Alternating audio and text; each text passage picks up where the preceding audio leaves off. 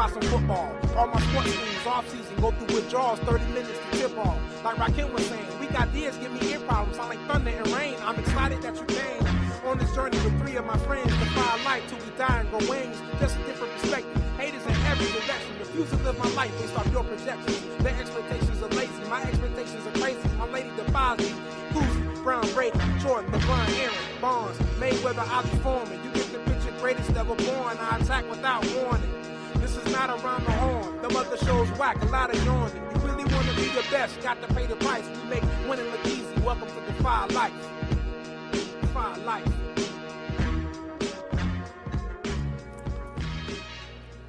Welcome to the Defy Life Podcast, brought to you by our friends at Bud Bottles, home of the Bud Bottle and the Bud Freshener. Please visit budbottles.com for your odor eliminating needs. You can listen to the Defy Life Podcast anywhere your favorite podcasts are available. Spreaker, Stitcher, iTunes, YouTube, Spotify, iHeart, etc. As always, remember to follow, subscribe, like, and drop us a comment whenever you listen. You can also follow Defy Life on all social media platforms at Go Defy Life. This is episode 72 of the Defy Life Podcast. I'm your host, J.R. Glymph, joined by my wonderful co-host, Gerald Hedrick. How's it going today, G? Hey, man. Good evening, man. Things are well, man. It's another Truth for Tuesday. Absolutely. And, man, we back to bring good stuff to the listeners. No doubt, man. How are you today? I'm good, man. I'm good. As a lot of people probably saw on social media, my sons were rocking their Defy Life shirts to school today, so I was good, man. Snapping pictures, about 40 pictures before they left this morning. Keep your shirts on when they come home so I can snap some more pictures. It was a good day. I saw, man, they were white too. How they do it to keep them fresh and crispy? They was clean when I got home. I was like, okay.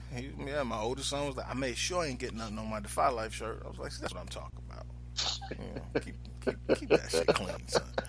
But yeah, so they can't wait to get their black ones and can't wait till it get cold so they can get their hoodies. So right. Yeah. So, kids at school asking, what's Defy Life? What is that? Teacher asked them what it was. So it was like, yeah, put that word out there, son. Oh yeah, absolutely. Send them to school tomorrow with a note. Give them the link. Get your teacher's email address, please, sir. That's right, man. But yeah, so for those of you who don't know what we're talking about, it's Defy Life gear. So go check it out. We got t-shirts, again, hoodies, joggers. I know you won't let me mention it without mentioning the joggers, but yeah, you gotta mention the joggers. Exactly. We got black and charcoal, and they go hard. Exactly. But yeah, man, everything. Crew neck sweatshirts, long sleeve tees, beanies, hats, everything. So hit us up, man. Support Defy Life. Also support us on Patreon at patreon.com/GoDefyLife. But as usual, we're gonna jump off with some, as we wait for Keyonne Small and Thomas Stevens to join us. You're gonna go ahead and knock out these news tidbits, man. All right, no doubt. So, again, in Florida, I don't know what's going on in Florida, but in Jacksonville, Florida, well, apparently we do know what's going on. A bunch of crazy shit. So now, in Jacksonville, it's the gator. It's that gator meat. Oh man, now I know we talked about this before on the show, how emotional and over the top we would get over Madden back in the day, but we never think about shooting each other. Never thought about shooting each other. Man, No. There was a shooting at a Madden tournament, Madden 19 tournament in Jacksonville, official EA Sports Madden tournament. Fucking Florida, man. A guy by the name of David Katz killed 2 people. Two of the gamers were shot and killed before turning the gun on himself and killing himself, also wounding 10 in the process. And now, word has come out that he has a long, troubling history of mental illness, dating back to when he was, a preteen, through his parents' divorce and custody battles and police having been called, about his behavior at home as a kid. So long history of mental issues there, legal issues there. And the crazy thing is, one of the guys that he injured is a gamer, got shot in the thumb. Like the one place you can't shoot it, like that had to be on purpose. Yeah, like you shoot a professional gamer in the thumb, you might as well shoot Adrian Peterson in the knee. So did he lose? Like, so what? I mean, what happened? Did he lose and then go on the shooting spree, or was he just?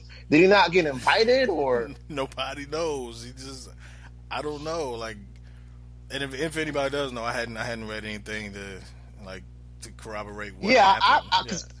I've been digging through this and I can't figure out like what his motive was. I can't either. That's why at first I thought, he was just a random dude that showed up in a place where he knew a lot of people were going to be. But then of course you read, he was an actual gamer. He was a participant. So then, of course, you go to, okay, did he lose? Did somebody get in an argument? Or, did he get pissed because, he wasn't ranked where he's supposed to? Or he was, like you said, he wasn't invited? I didn't know. So we can't find anything out. I don't know what happened, but it's crazy, man. All I can say is thank God for Fortnite. Never thought I'd be saying that. Yeah, man. That's beyond bonkers, man. It's a lot of people in the country, man. It's a lot of sick people, and I always say, man, if you can, it's so many people in the country and on the planet and all of that. Like, it's somebody out. If you can just imagine it for a moment, it's somebody out there trying right now. So I don't know that we've ever had a shooting at a video game convention or a video game tournament. Yeah. But in the same vein of it's somebody out there doing something crazy all the time. Mm-hmm. I guess this was. Our kids have active shooter drills in schools now. Yeah, exactly. I remember when we were in schools. What's the worst thing we had? Those tornado drills. Those idiotic tornado drills where you get in the hallway and put your head between your knees. Like, that's gonna stop these bricks from falling on my head. Yeah, crush me. Right. I never understood that either. Like, sit right, don't run for your life. Yeah. Sit right here and tuck your head in between your knees, and everything will be okay. And kiss your ass goodbye. I was like, just sit right in front of these heavy ass lockers and doors. Right, exactly. Sit right here. No, right here. Yeah. And but I remember that being like the worst. Yeah. I remember that being like the worst thing that and we all kind of we didn't know what was going on. Everybody, we clowned around a little bit for a few minutes, and then they got us right. But I can't even imagine what these kids have to go through now with the the active shooter drills and the bomb threat drills and like, man, like it's insane, man. And Amber Alert drills, all kind of stuff. And they have those too? Yeah. Whenever, not drills, but whenever there's an Amber Alert in the area, like they have like protocols in all the schools. But yeah, man, that's crazy. It's just weird, man, and I don't know. Like, I know what's done is done, but I'm really hoping this dude ain't flip out because he lost the game. You know what I'm saying? And now, Electronic Arts has canceled their last 3 qualifying tournaments for the season because of that. And now they have to like go back and redo all their security measures, and I guess if you think about it, it's probably really easy to get into a gaming tournament and shoot a bunch of people if you want to. There's probably not much security there. There's probably not much security, and the crazy part is, in the gaming world, these tournaments are big deals, man. There's big money involved. Absolutely. There's whether it's Madden or 2K or whatever, like there's there's I mean, I think the grand prize on these things get up in the hundreds of thousands of dollars, man. Yeah, definitely. You know, Yeah. so and 2K's dedicated like a whole, like they have dedicated servers for this thing, man. Like Yeah. And one of the dudes, you qualify that got and killed, one of the dudes that got killed, he plays for, they have, that 2K league where NBA teams are actually they own, digital versions, I guess, of their teams. And one of the dudes that got killed played for the Milwaukee Bucks EA team, 2K team. wow, I didn't know that. Yeah. That's, man, I'm telling you, man, it's crazy. So I don't know. Maybe it was. So you say something like you hope it wasn't related to him losing, and in the same token, him losing may have been motive because there's a financial gain involved at the end. Yeah. It ain't just trash talking, bragging rights like we used to have. Like it's actually, right. Like it's jobs on the line, literally. Right, man. So I mean, I don't know, man. Maybe they'll let more info out on it, but I know it's a lot of upset gamers and things of that nature. But I definitely respect the decision to kind of do what you got to do to keep the venue safe, keep the tournament safe, keep the people safe. Yeah. But that is. I mean, that's a big.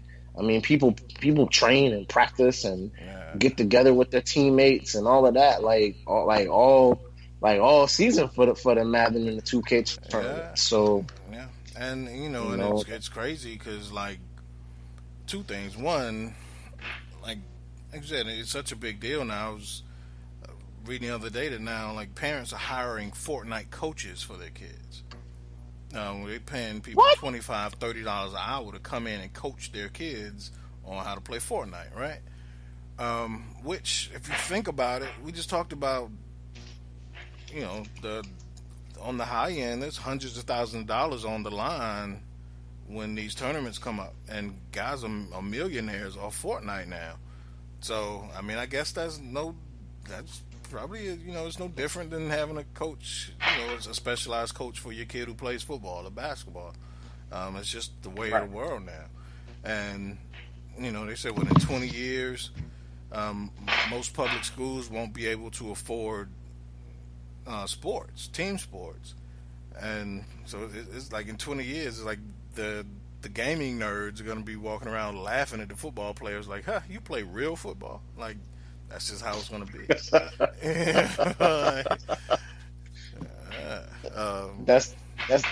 That's crazy to me. We talked about it a little bit a couple weeks ago on that's the video game industry. I mean that's billions of dollars of industry right there. So you're right, man. You can get. I mean everybody. People out there have YouTube channels just dedicated to, teaching people how to play this video game and all the quests and the cheats and the whatever, man. These video game companies and sponsors, they're paying these kids 60, 70, 80 grand a year. Some of them are millionaires. Yeah, exactly. Like my kids will sit and just watch YouTube videos of dudes playing a game that they can play. Like instead of playing the game, they'll just watch people play it. It's crazy. Yeah, but they found out a way to turn that into business, man. Yeah. And I think it's, and that's the next wave of business, man. You see it a lot now with the Amazons and the everyone has an app. Like if you can't get your business into an app, you liable to lose 35% of your sales because people don't go to the store. Yeah, absolutely.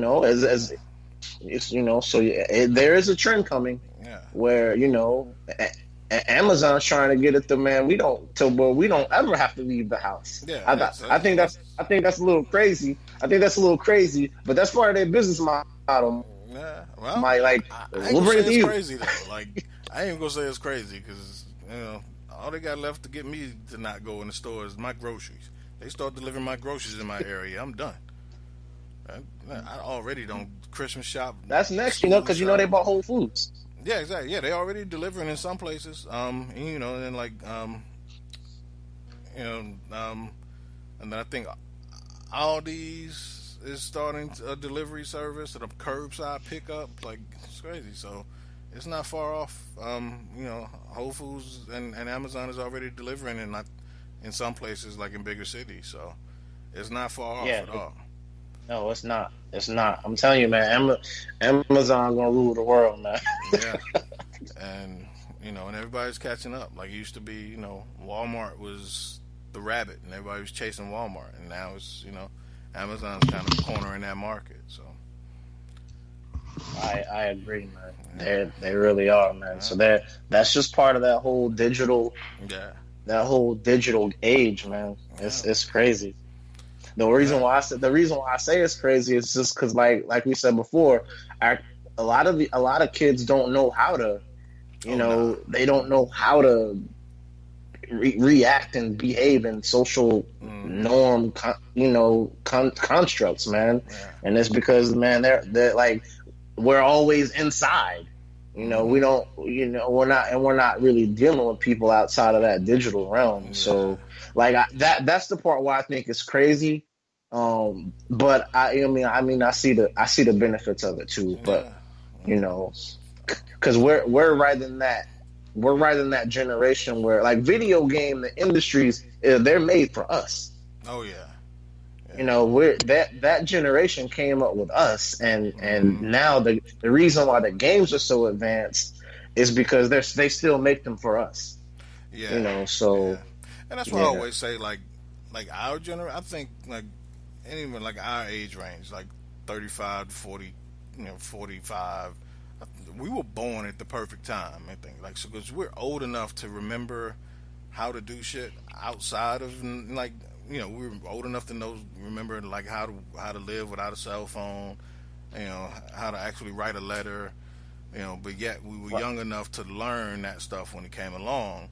Versus our parents who, like, our parents like had to like really like be taught how to use a cell phone, how to set up an email address, all that kind of stuff. And then our kids have no idea what a home phone is, or how to write a letter, or how to write in cursive. Like, so I always say that we were born at the perfect time because we kind of got, had that overlap of having, both worlds. Yeah, we remember that stuff. Like, I remember when AT&T was a real phone company. Like when 82% of all the houses had a phone attached to the wall. Yeah, exactly. And now, and you had to worry about like long distance rates and stuff like that. Yeah. Hey, if you walk into somebody's house now and you see a phone on the wall, they probably 80 years old. Yeah, like my kids went in my dad's house and it was like, why Papa got a phone? Is that a phone on his wall? Like, when they were, but it doesn't serve any purpose anymore, and it kind of hurt my heart because my dad got rid of the number. He just got the phone on the wall still, but he don't have home phone service. But it kind of hurt my heart because that was that was my number as it was my phone number as a kid. So when he was like, I'm getting rid of the home phone, I was like, no, that was part of my childhood. But so man. But Keyonne Small, you joined us. How's it going today, sir? I'm just listening. I'm doing good, my man. My wife had this talk too. I said, always be careful with how we laugh at them, because there's going to be technology coming that we're going to be uncomfortable with, or cannot adapt to, or will not adapt to. Yeah. My kids going to be like, our dad still drive. Like, I nap on the way to wherever. Exactly. And I'm looking forward. Well, I ain't say looking forward to, but I know it's going to happen because, in my mind, I'm like, I ain't trusting no car to drive for me. I'm doing my own driving. I already know that's going to come. Like, my kid's going to look at me like, Dad, it's okay. I'm like, no, it ain't.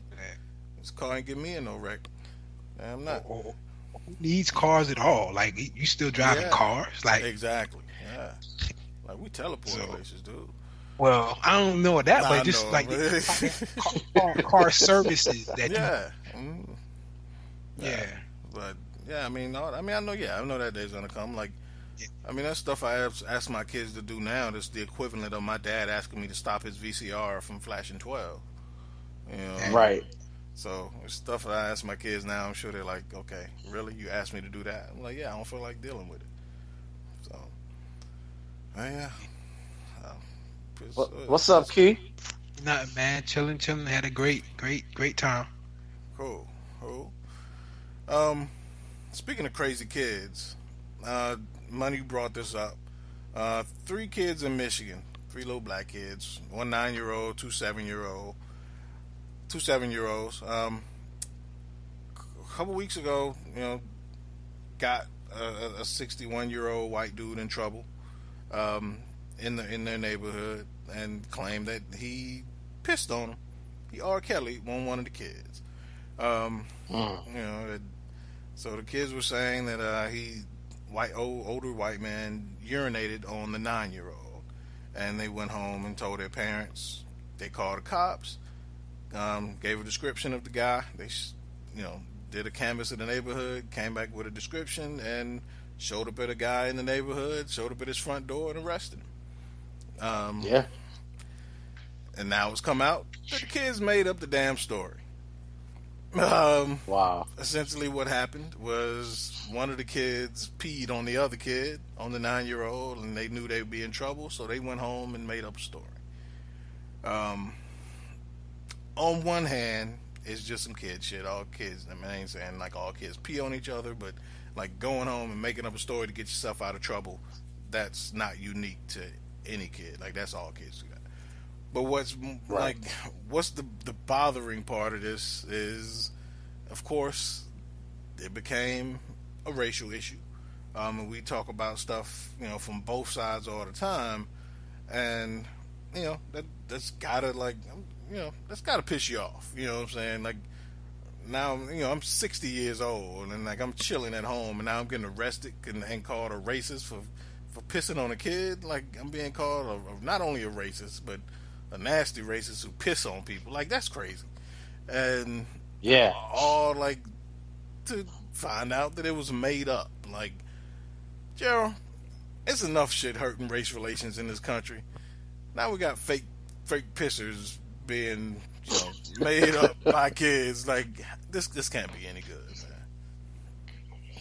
man. I was so disappointed I was disappointed to read the original story. Mm-hmm. And so I'm gonna, because we talk a lot on the show about how that machine works. Mm-hmm. But we've also seen a couple cases where like that machine works in the inverse too. Yeah. This guy was getting the business. Man. They were digging up his past, and they were like, maybe because it was kids involved. But man, the stuff that was out there, the stuff that was being said, the stuff people were posting and commenting, it was not pretty. So I just want to the same thing that we said when the waiter in Texas kind of made up his story, man. It's enough hate. It's enough hate out here, than to perpetuate things that aren't true. And the saddest part is, like you said, I agree that this was some kid shit, but the kids picked a good target. Yeah. Apparently, I just think it's sad that even children are aware. Yeah, they're aware at some level, like these stigmatisms and this division that's kind of out there, man. And I just think it's sad. It's sad and it's unfortunate, man. And I don't know if there's we just have to continuously to fight this from both sides, man. And I think that's just kind of what I wanted to bring up, because it's a sad and unfortunate story. But that could have been any of us. It could have been me. It could have been you. It could have been any of the listeners. Man, for someone to say that you did something that you didn't do, I've had it happen to me. So I can tell you from personal experience, it's the pits. It's the worst. Yeah. And unfortunately, the next time some old white dude decide to piss on some black kids, now we're going to have doubters. You know what I'm saying? So thanks a lot, kids. Right. Like, so Keyonne. your little boy is what, 3? 3. All right. So 4 years from now, he comes on and says, some dude done pissed on me, some old white dude, crazy old racist white dude done pissed on me, and you go ballistic like most fathers would. A couple weeks later, you find out he's lying. What you doing to him? Let me answer that question in a second. First, I'm gonna say to this old guy that they lied on him. I tell him, "Bitch, get over it." When you lie on black people die. You just take to jail for a few hours. You'll be all right. Yeah. So now to answer your question, I would not necessarily go ballistic because I'm too analytical at my age. This happened 20 years ago. I'm a totally different person. I'm thinking, I'm going to prison because I'm saying? I'm thinking about if I overreact and kind of deal. I would want the whole story. Let's say I believed him. I would call the police. I would just call the police. I wouldn't even do anything to him. I would call the police. That's kind of like how I would do it because I'm very analytical now, and I know that if I do something, I'm gonna go to jail and whatnot for that. Because I have time to think about it. If I see something firsthand, that's a different kind of, But that's what I would do. I would call the police. So maybe I'm not the one to I'm not just flying off the handle anymore right now. Unless something I see. So I would ask them, then I would call the police, and if Keyonne was lying, of course I would beat my son relentlessly because that's not something you play with. I've done that before as a kid. I lied on a teacher. And my mother went off on the teacher in front of me. Right. And then the teacher was calm, and she told me to leave the classroom. It was just my mom and the teacher and me. She said, I don't remember if she called me Curtis or Keyonne. I can't remember what she called me, but please step outside. And then they called me back in, and then the lady said, now tell me what I did. And I'm sitting there, I'm like 13. It came out I was lying. My mother didn't beat me, but she made me feel so bad. I think she was embarrassed. Yeah. Like I stay up till like 2 o'clock that morning doing homework, and she wouldn't let me go to sleep. But anyway, moral of the story, that's something I never forget. So kids are capable of it because I'm capable of it. So that's the story. Yeah. Like I said, like lying to get out of trouble. It's kids. We've all done it. Absolutely. Yeah. And y'all ever lied on somebody to your parents, and your parents find out y'all was lying? Oh hell yeah. Man, my man. Beat me relentlessly. Man, I'm gonna tell the story real quick, man. But I have a cousin. That has one eye. Damn. And it's because I knocked it out when we were kids. Get the fuck out of here. Same type of scenario, man. So I was like 5. I don't even know if I was that old, but I think he was 3 or 4. Maybe I was like 6. I just know I was really young, and we were playing soldiers, and so we were marching. Because I had uncles in the military and shit, so they would come home and teach us how to march and stand at attention and parade, rest, and all of that shit. So I thought that shit was cool. So we playing army, we marching up and down in the woods, and of course our rifles are sticks. Well, so he's marching behind me, because I'm the captain. So he's marching behind me, and so we're marching with our weapons at parade march or whatever. So it's kind of hanging over my shoulder, and I call an about face. So when I call an about face, I guess he didn't know what that meant. So I turned around with my weapon over my shoulder, and he did it.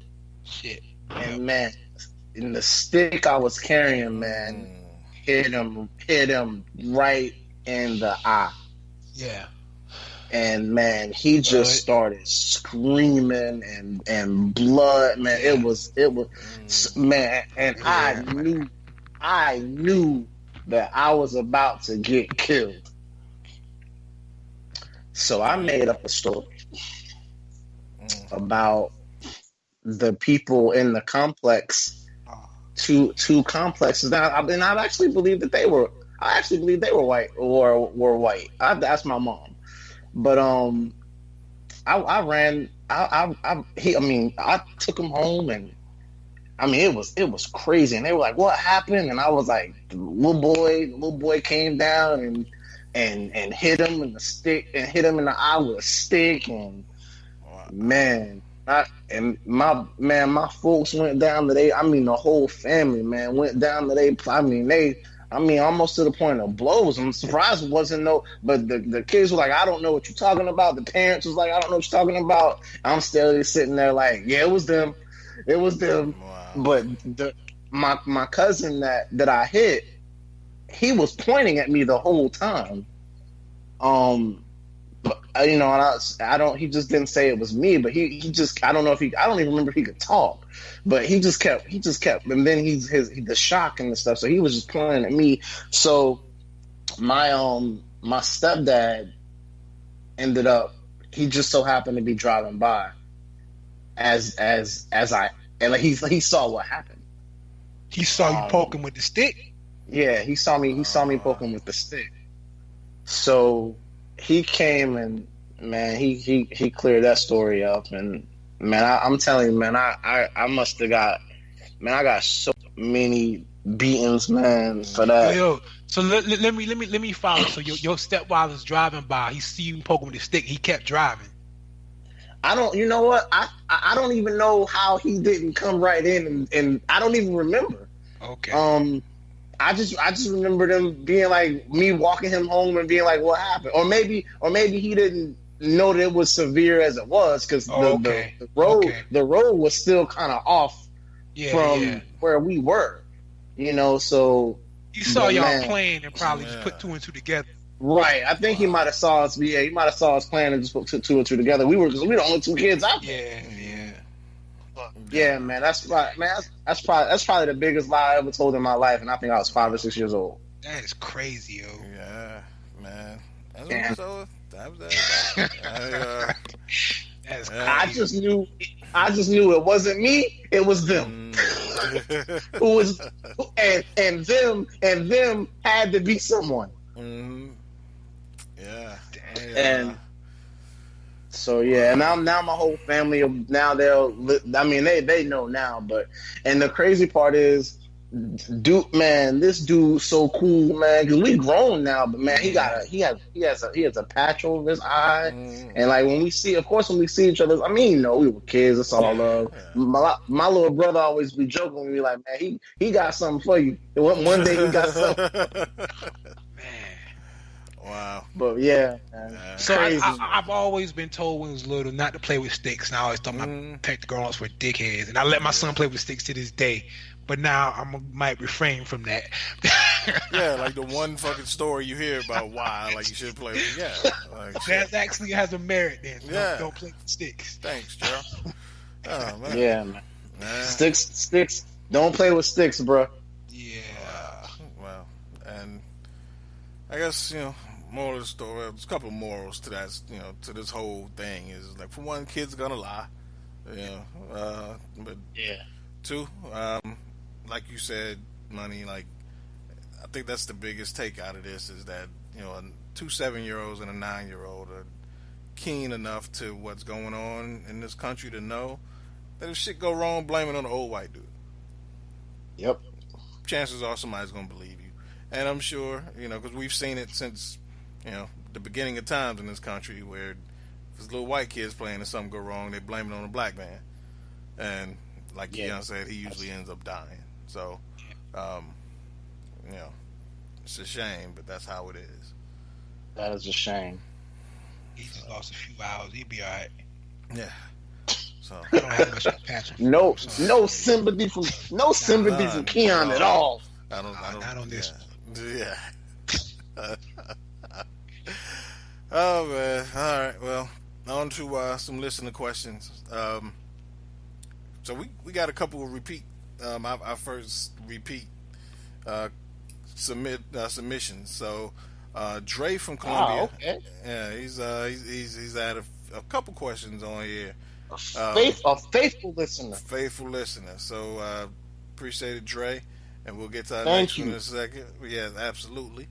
But Dre says, man, it's the one night that Alvin Glymph goes AWOL and Thomas Stevens, we know how he do. But Dre asks, what does that mean? There you go. See, that's what I'm saying. We know how you do.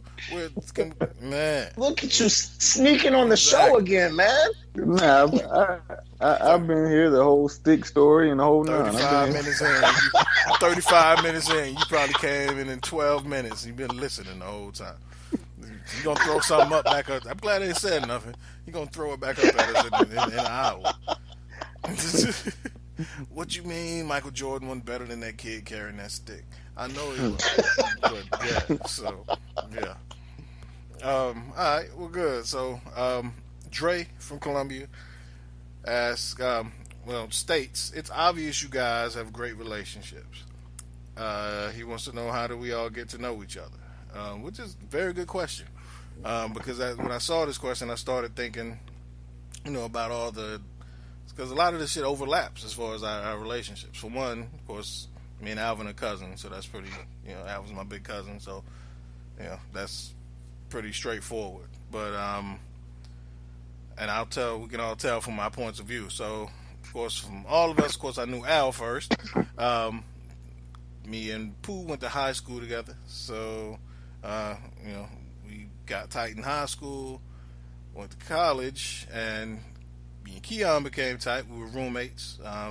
Figured out one day waiting on the shuttle that we both rap, and she kind of bonded from there. Along with Chad, who was kind of my tag along, who couldn't rap, who is happens to be Pooh's cousin. And Chad was I didn't know that. in high school with us as well. Yeah. And then I met Gerald through Pooh, because Gerald could rap, and Pooh kept telling me, "Yo, you got to hear this kid money." So every, I didn't know you rap, Gerald. Yeah. Man, that kid mean with it. Yeah. So, after I would, whenever it would be the three of us, we'll be sitting out on Gerald's front porch, and every 15 minutes, Pooh would be like, "Yo, y'all hit him with them verses," and That sound like Pooh. Yeah, and so between, I would say, like, this whole thing is kind of a perfect marriage of friendship, hip hop, and Madden, probably. So, yeah. So, that's from my point of view. Anybody got anything like to add on, or any difference? Like, if y'all hated me when you first met, I don't know. But anybody else got anything for Trey? Yes, that's pretty much that's it. I met Pooh through you. Just met Gerald. I didn't remember Gerald then. I don't know how I don't remember you from then, Key. Yeah, I don't. I was working a lot. I had a baby, so I was out there being fast. Yeah, man. Kind of true. And you know what's crazy is I knew me and Keyonne was roommates for damn near it was a second semester, and me again we sitting waiting on the shuttle, and me and Chad see Keyonne talking to this chick, and Keyonne comes back and we was like, "Yo, who that chick?" He was like, "That's my baby mom." I was like, "What the fuck?" Like, we didn't even know. Like, you ain't tell us shit. Like, yeah. So, at that point, that's like at that very moment, I realized that my boy Keyonne was a very private person, so I always respected that. But now I feel old because his daughter's grown, and 19, yeah. So that's why y'all video game stuff. I was working. Yeah, and that's crazy because you was working all the time, and that's when me, you, and V's were roommates. Yeah, and but V's would always go on campus, and so we'd go hang out with Pooh and Money. And you was working, yeah, absolutely, yeah. So, wow, that's crazy. Yeah, and and speaking of Madden, like when me, Keyonne, and V's were roommates, we had this. We kind of felt like you, Money, where we hated EA Sports, and we kind of started playing. What was that football game we used to play? We had the Chrome Dreamcast. I never forget. God, like, this nigga's rich. How the fuck you buy that shit? I ain't never said it. I'm thinking. I still had the Sega. Like 10 years before. Yeah, I got a Dreamcast from like a pawn shop. I used to, I just do that shit. I could see a pawn shop and go somewhere and just, stop by, see what the fuck they got. And I was like, oh, I don't know nobody with a Dreamcast. I'm gonna get this shit.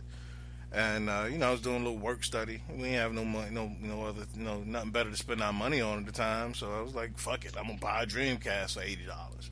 And I thought this shit was like $400 though, right? Something like that, like at the store, right? I don't even know. I think so. Cause if you Google it right now, I'm pretty damn sure they are the same price that this stuff going for now. They're like $400, $400. That's why I see you with it. I'm like, shit, I don't even know. All I know is we found something different than Madden to play, and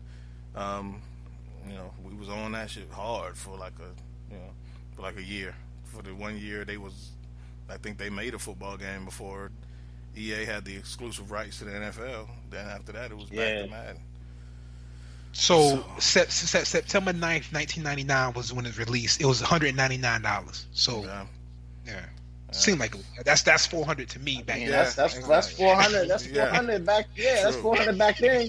Yeah. And that makes sense because we remember that night of the Super Bowl when the Titans played the Rams. We was all you and V's was there playing the Dreamcast until the game came on, and V's made some dip, had all of us in the bathroom.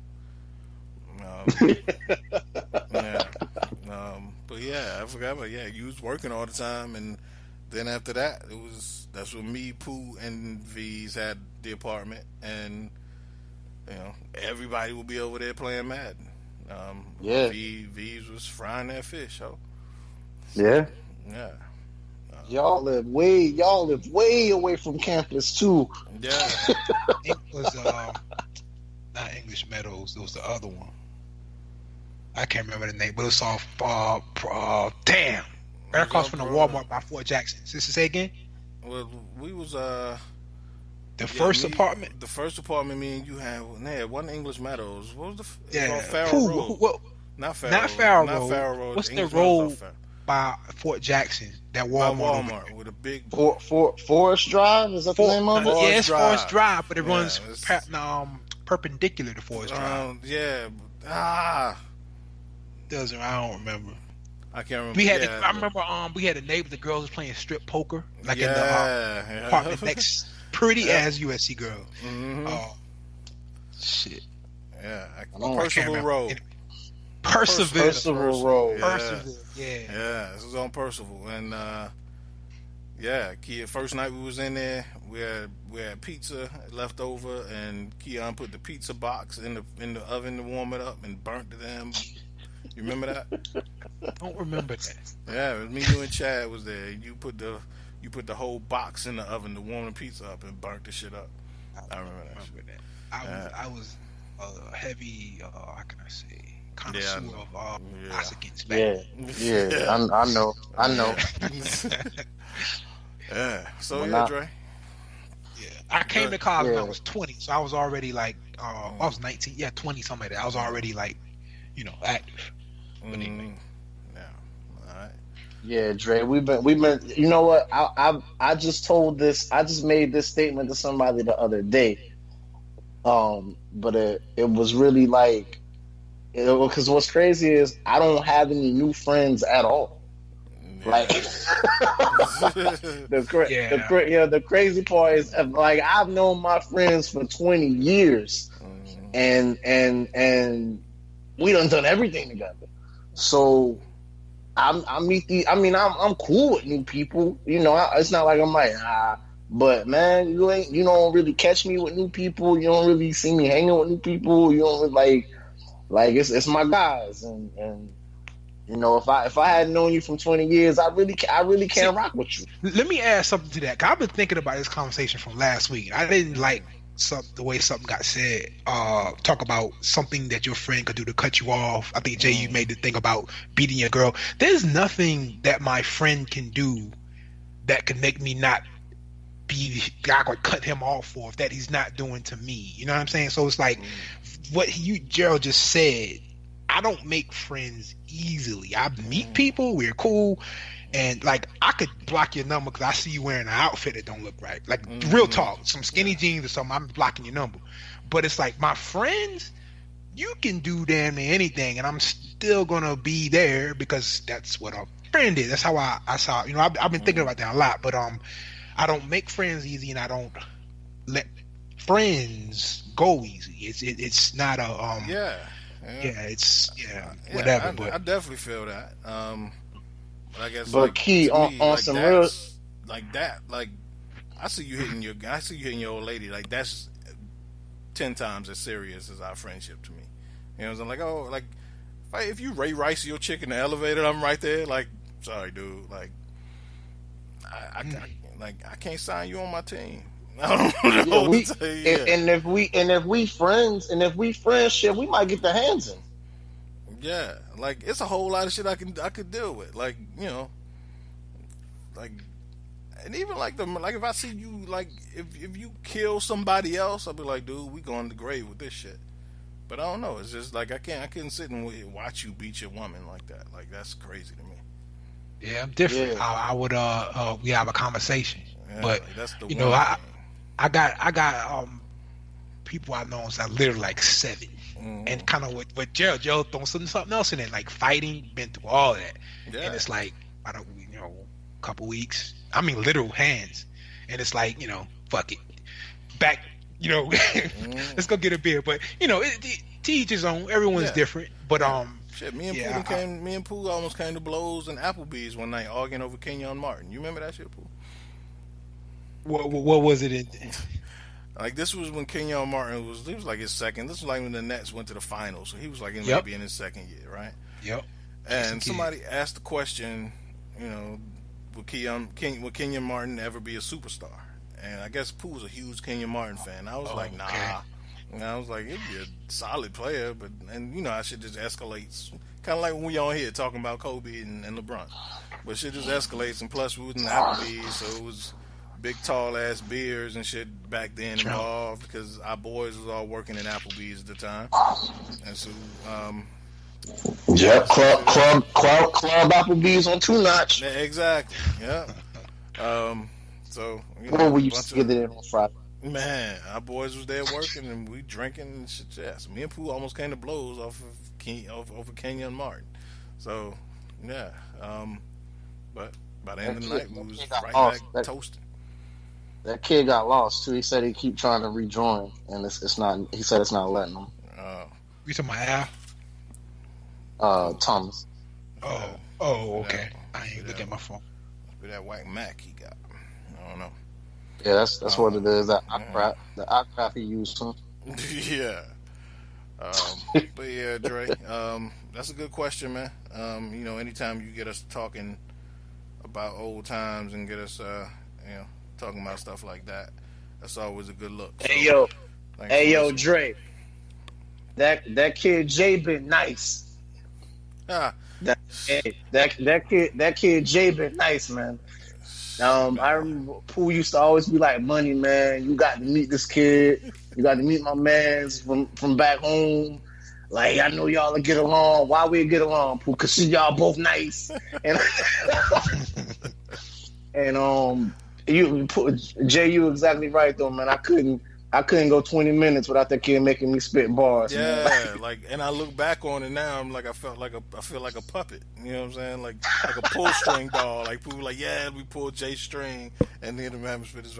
And it's crazy. Like in the moment, like you like, yo, we all think you nice. You know what I'm saying?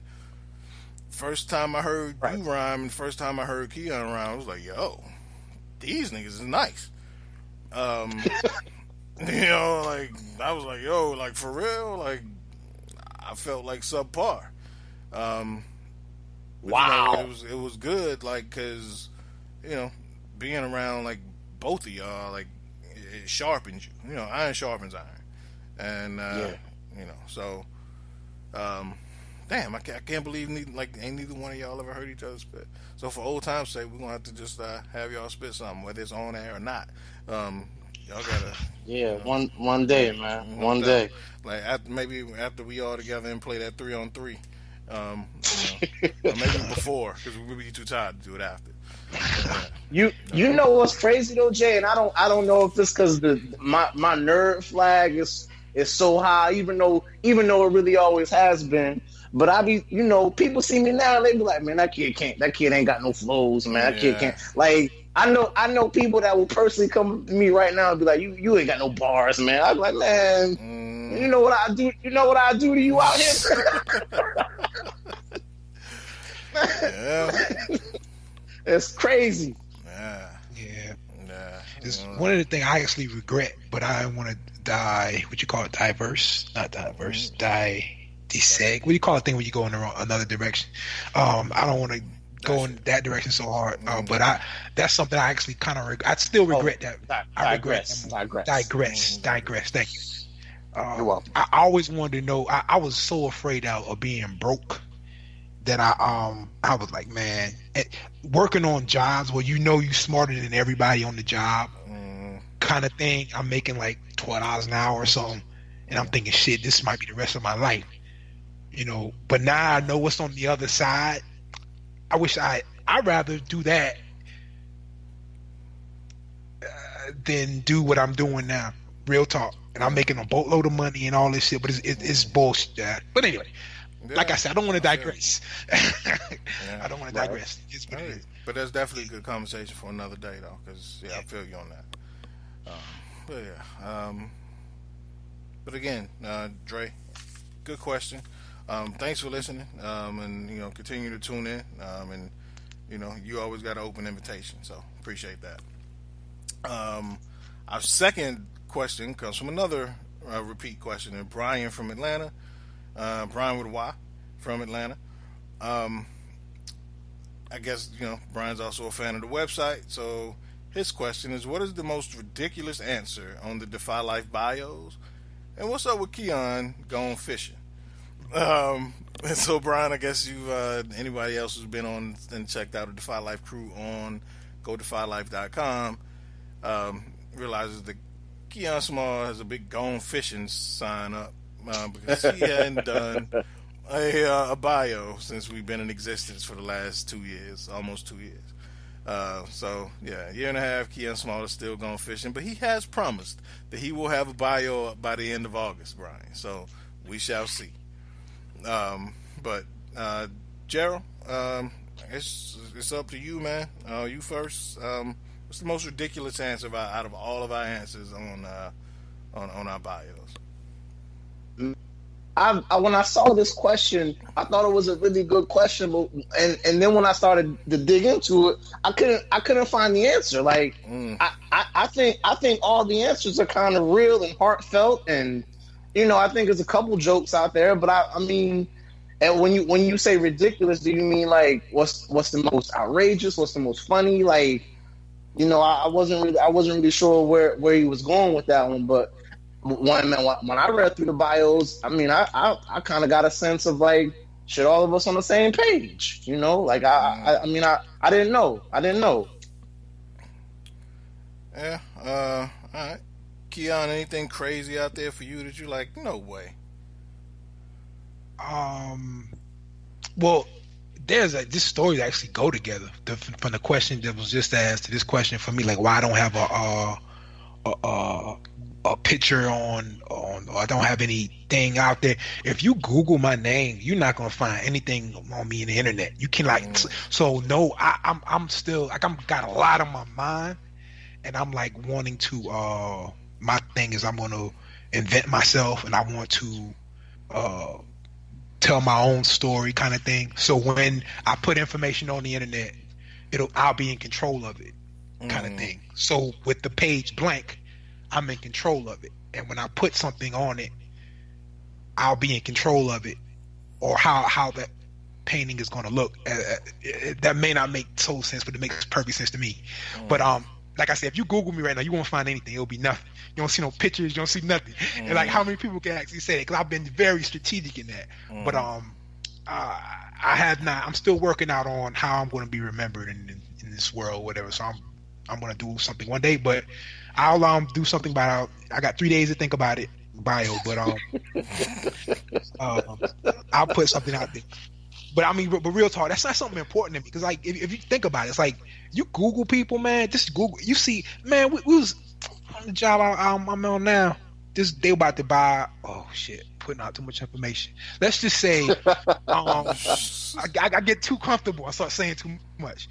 But they Googled some guy and found out the guy had burnt his mother's house down. And there were like charges against him, had his mugshot on. Oh, and it's like, it's crazy shit. Like, your life is out there. And people like put stuff on Facebook. Like, people, I find that bizarre. We just had the conversation about our kids, or how we look at our parents. I think that the way people put their information out for the world it's mind blowing to me. You just give that away for free, and then get mad when they get caught selling it to 100 other people. Or anyway, that's just, I'm real particular about that. Why I don't have any information out there, and I'm gonna, like I said, I want to tell my own story as opposed to having someone tell a story for me. So there are no stories of me burning anyone's house down and my, mug shots. Do you any of y'all have any? You ever been arrested? Any of y'all ever been arrested? Yeah, absolutely. I have. So is your mug shot online? No. Okay. No. So this was before that became a thing. There are people that do that. They take your mug shot and you have to pay them to to take your picture off. Yeah. Or that. Yeah, I think it's like it's like websites dedicated to that shit now. Yeah. It is. Yeah. Not in control of the story, I don't know. I just got a different way of like thinking about it. I got a different way of looking at it. Like, if I don't want nobody to see me online that I burned my mom's house down, I just won't burn my mom's house down. You know what I'm saying? Like, so. Right. I think me telling my own story is what I do to get on the internet, not what the internet has. You get what I'm saying? I just got a different view of it. Right. We saying the same thing. We say the same thing. The great thing about the internet. So here's why. Like, I see what you're saying, but here's why I'm not all the way on that same wavelength. Is because that information that you don't think they have is just for all the internet does is gives you a centralized place to tie all that information together. Like, they know that. They know. And when I say them, I'm talking about, like, the people that's supposed to know. They already know everything about you. Now, maybe the public, the average social media goer person doesn't know because maybe you don't put that on social media, or maybe you don't post that picture or whatever. But you better believe that if you saying or you doing something, they know. Well, you know what I'm saying? So I'm not talking about CIA. I'm like, if a job, does a background check on me, it's gonna be blank. Like, you can't Google me and see, like. But the stuff that Google knows about you your background record is gonna be different. So, your background record is derived of private records as well as public records that you can go to any courthouse. You can go to any courthouse and pull, because public records are public knowledge. Like, all you have to do is look for it. So that's why if you have been arrested, or if you have burnt your mom's house down, or you've been born, or you died, or you like whatever, all that, you own a house, all of that stuff divorced, all of that stuff is public record. And really all you have to do is go to the courthouse to where these people reside and pull all their information if you really wanted to. What the internet does is it just gives it all that stuff a digital platform to sit in the same place. So I try to let people know that, like, that stuff is really kind of out there anyway if someone's looking for it. But hopefully there's no malicious intent or anything like that. But yeah, man, that stuff is out there, man. Your kids' names, all your birth certificate, all that stuff's out there. It's out there. It's because it's public records. Nothing you can do. It's not something I'm going to debate. I know what the fuck I'm talking about on this. I know what I'm doing. So it's like, you're not telling me I know what I'm like. Google my fucking name, you see nothing. That's my point. Other than what I want you to see. Maybe and then they're like, 4 other people may have the same name as me, so you don't even know. If you're looking for me, you won't see nothing. And that's just kind of my point. I'll find you tomorrow, man. I'll tell you where you was born, what county, what hospital. Yup.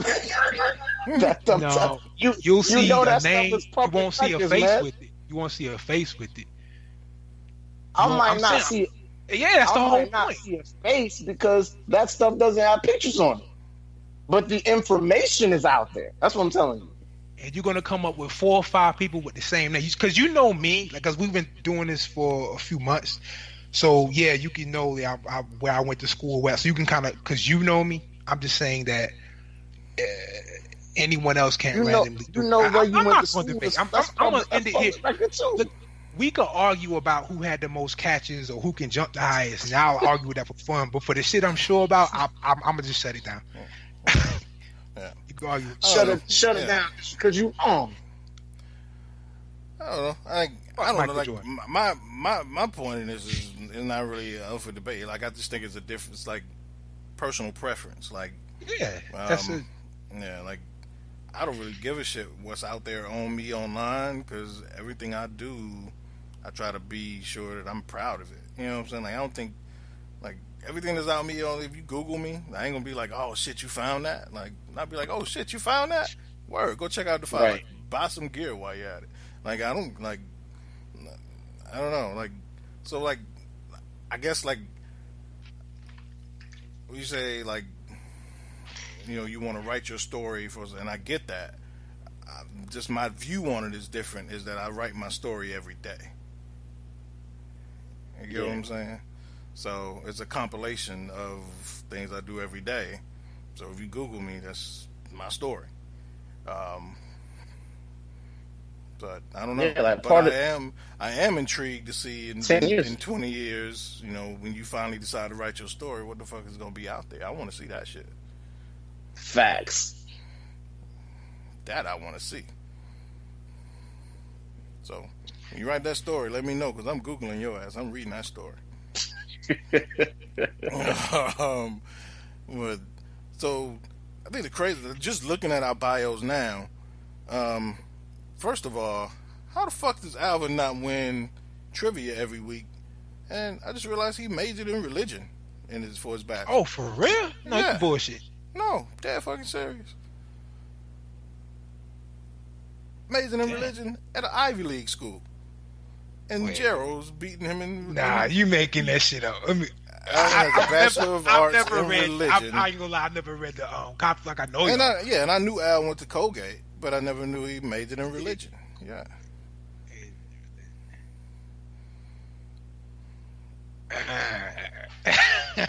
Wow. Okay. Nah, okay. This is the 80s or some shit, though, right? I'm kind of a religious scholar, though. Like real talk. Apparently, so is Al. Al went in like the 80s, right? Or Colgate. 80s. Yeah. So. I mean, the Bible ain't changed since the 80s. Yeah, that's what I'm about to say. Like, well, I can say this. I read the Bible cover to cover many times, and I'm not gonna lie. There are things that I literally just forgot, and I'm talking like 10 years ago. I haven't done that in 10 years. I think I found so I can my imagine most 30 years ago. Ridiculous answer on here. Gerald has Allen Iverson in his top 5 NBA players of all time. Damn, I love AI. Let's go. Wow. Between that and Al got Scottie Pippen as his most overrated player of all time. We've been through that. Yeah, we've been through that. Man.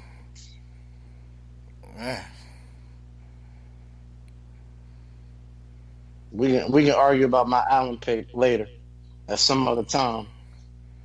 Yeah, we'll have to talk about that. That don't bother me. That don't bother me. Allen was, I can see how you could, feel that way. I would say I agree. Okay. I feel that way. I feel that way. Like nothing really. Yeah, nothing really crazy. Like, I mean, Rodney got Jeremy Lin is his most overrated player of all time. Like, I didn't even know Jeremy Lin was like qualified for that. But I mean, you remember Lin Sanity? Yeah, Lin Sanity was that shit was crazy. Yeah, well, I ain't saying it's like it's nuts. I think he played. I think he played 22 games. Yeah. But that's what I'm saying. Like but for that reason, like to me, like to be overrated, people have to think you're actually good. You get what I'm saying? Like I think everybody understands what Jeremy Lin is at this point, or was. Like I don't think anybody's still out here like, yo, Jeremy Lin is nice. They understand what it is. You know what I'm saying? Like they understand that Linsanity was a 2-week phenomenon, and it is what it is. But I don't think the answer's crazy. Yeah, at the time. Yeah. No, man. When that kid has a crazy Asian following, man. When that kid was in Charlotte for that year, man. Oh, yo, the whole sections, just like it's man. Linsanity. When he travels, man, his fan base is the man. They those Asians, man. They come into the arena. They make a lot of noise. They make signs, man. It's man. It's a thing. I didn't know until I seen it in person, game in and game out. But yeah, I think he's an Atlanta Hawk now. I think, if I'm not mistaken. Yeah, I'm pretty sure he is. Yeah, but that's what I'm saying. Like I get it. Like then, like in the moment, and like I understand he has a faithful following. Like if he wasn't Chinese, he wouldn't have that faithful following. You get what I'm saying? So that's true. That's true. So that's true. But I'm saying like now, like to ask that question now, I think everybody understands that to have like the benefit of results and be able to like look back at it, you're like, oh, he was on a hot streak for 2 weeks. But I don't think like as anybody in this world that's like Jeremy Lin is the second best point guard in the history of the Knicks organ. Like I think we kind of I don't think the answer is crazy. I don't agree with it. Just because I think everybody understands. But yeah, it's nothing out here really nuts. I mean, Pooh Got Too Short is his most overrated rapper of all time. Man, that's crazy. It's not. That kid made 12 albums. I don't get my blood boiling. Yeah, I'm just saying, like, again, not that I think Too Short's great, but I'm thinking nobody thinks Too Short's great.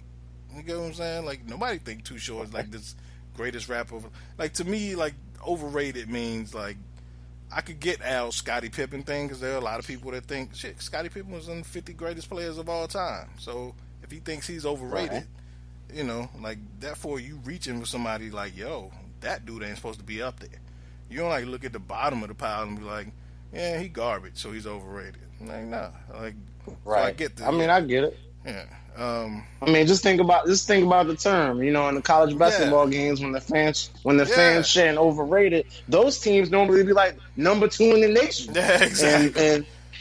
And then they end up losing the, whoever, and then that here come that chant. Yeah. Overrated. Yeah. You're not that good. Yeah. Christian Laettner. Yeah. No, Rodney got 50 Cent was a top 5 rapper of all time. True. Man. Yeah, I can't lose my mind over that either. It's how you feel. Yeah. So Brian, nothing really crazy, man. I mean, it's some things I disagree with, but nothing I would say is like nuts. So I would be interested. You asked the question, Brian, so I would be interested in knowing what you found crazy out here in order to ask us what we think is crazy. So probably everything you just named. Yeah, probably so. Yeah. So. What? Too Short, man. Yeah. Yeah. Too Short is a legend. I mean, Too Short. Hey, man, you go to Cal, man. Too Short a legend out there. Yeah. So let us know. Let us know what you think, man. Absolutely. But again, guys. Thanks for listening. Thanks for the questions. So definitely y'all keep them coming. You can send us emails at info@godefylife.com or hit us up on social media. All platforms at GoDefyLife. So this is fun every week. So so we'll let's talk some boxing, man. Thomas, are you back? Are you here? Nah, he ain't back. Okay. Yeah, I've tried to add him a couple times, but again, it's that whack iPhone you using, I guess. But yeah, man. I mean, we talk about this a lot, where the heavyweight division in boxing, and kind of a resurgence. When you look at Tyson Fury, Deontay Wilder, Anthony Joseph. Yeah, those are. Oh, Thomas Stevens is back. Yeah. All right. Welcome back. Good. Nothing. We just finished clowning your bio, so listen to the show. Hope you enjoy it. But nah. But yeah, you just in time for a little bit of sports talk, so we'll go jump into some boxing. So, Keyonne, I know you're a huge Deontay Wilder fan. Yeah, I love him. Yeah. And so there, first of all, there's been reports lately that Tyson Fury is debating he's trying to back out of this fight now. I hope so. And no date has been set, no venue's been set, but Tyson Fury has gone on Instagram and, no pun intended, furiously denied the reports that he's ready to pull out of this fight. But the reports are that he wants to pull out of the fight because it's too early into his comeback to take on a fight like this. So, I don't know. First of all, you say you hope so. Why do you hope he pulls out? Because I want Deontay Wilder to beat the shit out of Anthony Joshua, and I'm scared to death he gonna lose to Tyson Fury because that motherfucker's scary. In my opinion, if Deontay Wilder beats Tyson Fury, then this man, whew, it's scary with how good he is if he does that. I just think Tyson Fury is that dude. Did y'all remember the Luis Ortiz fight? Did y'all see that fight? With Wilder and Ortiz? Yeah, man. Yeah. Ortiz never been knocked down in his whole career. Yeah. So, he made Ortiz like irrelevant, like look regular. Yeah. So I love his bravado, but what's crazy is he's just not I don't know why it's just not big. It's not. I think this Joshua Deontay Wilder. Joshua is pussy. He's scared. I call him pussy because I run from him if I saw him. Relatively speaking, yeah. but I think he I know this I can say I know for a fact. But I feel very confident that he's back down from Wilder. Wilder wanted to fight him next, and Anthony Joshua people wanted to take another fight. They didn't want to fight Wilder because he's not ready. I think that fight would make Wilder more of a worldwide figure. What I was about to say is in the United States, he could probably walk down the streets of Atlanta, and a lot of people probably wouldn't know who he was. Yeah, they probably think he played for the Falcons. Yeah, you know what I'm saying. These dudes are really 6'7" and 6'9" and shit now. Yes, man. This is a man, and this is everybody should be paying attention. This dude is exciting. Yeah. He talks shit styles like a Roy Jones, kind of like hands down, sticking. I mean, it's exciting, bro. This ain't like there was an era probably like Klitschko. Clear. Thank you, Jay. I was about to say from 2000 to like I don't know now. Yeah, it was the whole like Emmanuel Stewart trained boxers, like Lennox Lewis and the Klitschko brothers, where it's just the stand in one spot, somebody get close to you, clutch them. Because you 6'7" and you just they're fighting for points, right? It's like I said, it's kind of a resurgence of the heavyweight division. And Wilder's definitely exciting. I think, and like while I agree with you, Keyonne, that I want to see that Joshua fight. I think Tyson Fury is an easier fight than Joshua. Think so? Yeah. Well, the Fury that we saw before, I don't know what he looks like in his comeback bid. Since he had some drug issues, so he does look better. But I think for Wilder, I think the boxing fights about styles. So I think Fury's style is a better fit for Wilder because Fury is not as technically sound as Joshua, and it kind of be neither Wilder. No, I'm saying but I'm saying as far as like. As Joshua, so I think Joshua would be a tougher fight for Wilder. But let me say this: this is off subject, off subject. Anthony Joshua is a rock star over the world. Yeah, absolutely. And over here, it's like they kind of like like I said, think he's a football player. You know what I'm saying? So that would be I think it would be great for his career. It would be great for boxing. This wouldn't be Mayweather Pacquiao, but it might be. I think Anthony Joshua. What do you think? If Joshua and Wilder got together right now, do you think it would be? because it could be that big, because anytime the heavyweight division is the lead division in boxing, boxing's better, right? And like historically speaking, like I agree. As good as like Tommy Hearns and Sugar Ray Leonard and Alberto Duran, like those guys were as like welterweights, middleweights, they never drove boxing like Mike Tyson and Muhammad Ali. Yeah. And so when the heavyweight division, because when you're the heavyweight champion, you're the baddest man on the planet, right? Yeah. When you the welterweight champion, like nobody refers to you as that, even though you probably you can beat 99% of the population's ass. Nobody refers to you as the baddest man on the planet, right? So heavyweights, there's just this aura with heavyweights. So if you get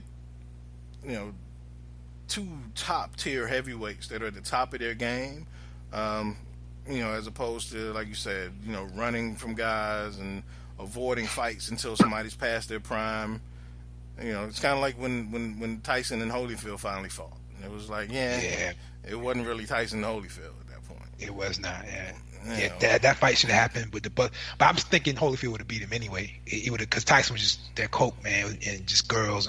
But what Floyd Mayweather's done, that's why it makes it that much more amazing, because he's the little guys. Everybody wanted to see it. So. But can you imagine my hands started shaking when we talk about this. Like, this is how excited I am. Yeah, exactly. So I was gonna say, because I'm not a boxing expert. Like, I pay more attention to the Mayweathers and the Gervonta Davises and I saw a little dude from where was he knocked out some dude a couple days ago in the first round, like a minute into the fight. But he was another little dude, and they must have been in the same weight class as Gervonta Davis, because they were talking about the dude he had just fought. The guy had just fought Davis like a couple fights ago or whatever. But man, I was just about to ask y'all, like, so do y'all think that, like, because I remember the heavyweights heyday in that mid to late 90s when like everybody was just was mean with it, and every like heavyweight fights, even the undercards were like those like, we wanted to see the Riddick Bows and Buster Douglases, and man, like those dudes could fight, man. Like, do you think we'll ever see, or we're on the verge of seeing a resurgence of like that top heavyweight talent where you could go 6, 7, 8 fighters deep? Well, I think at the top you can, because back then it was just a depth, like you just mentioned. But like now, the one thing that hurt the heavyweight division so much, when we talked about like the Klitschko reign, was not that Klitschko wasn't a good fighter. He was good at what he did, but it was boring. And there wasn't those depth of challengers, to kind of come at him fight after fight after fight. But I think, on a deeper issue, to get more to the root of it, those big dudes like that would normally back in the 70s, 80s, 90s go into boxing, now, they see, dudes can't talk. When, they see Evander Holyfield is almost 50 and can barely talk now. So those dudes are playing linebacker and power forward for most people right now. Right. So it's just that, not as many guys go into boxing as they did back then, especially guys who have other options in other sports. Well, let me say I think there is a resurgence as far as the talent at Americans. the top. Yeah, exactly. And then there's the talent at the top, and American fighters who we can relate to.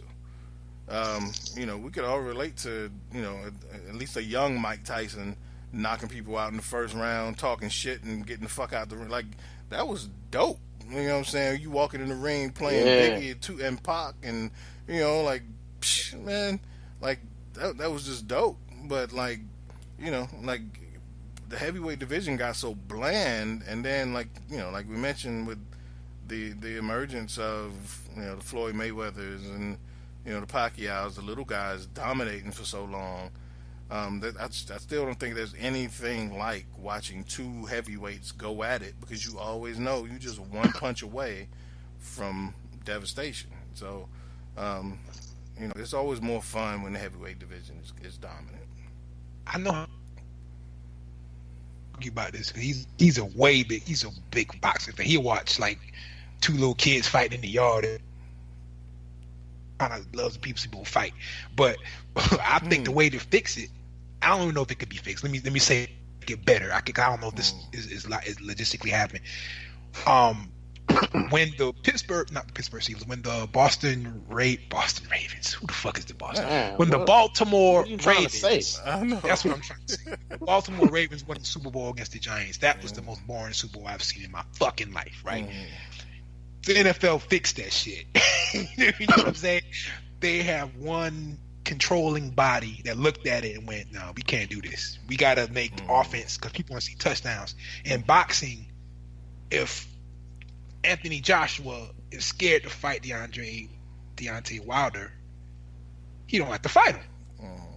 Yep. If Klitschko is winning with jabs, he'll win until someone beats him. And no one beats him, and he'll just bland the league down for 10 years.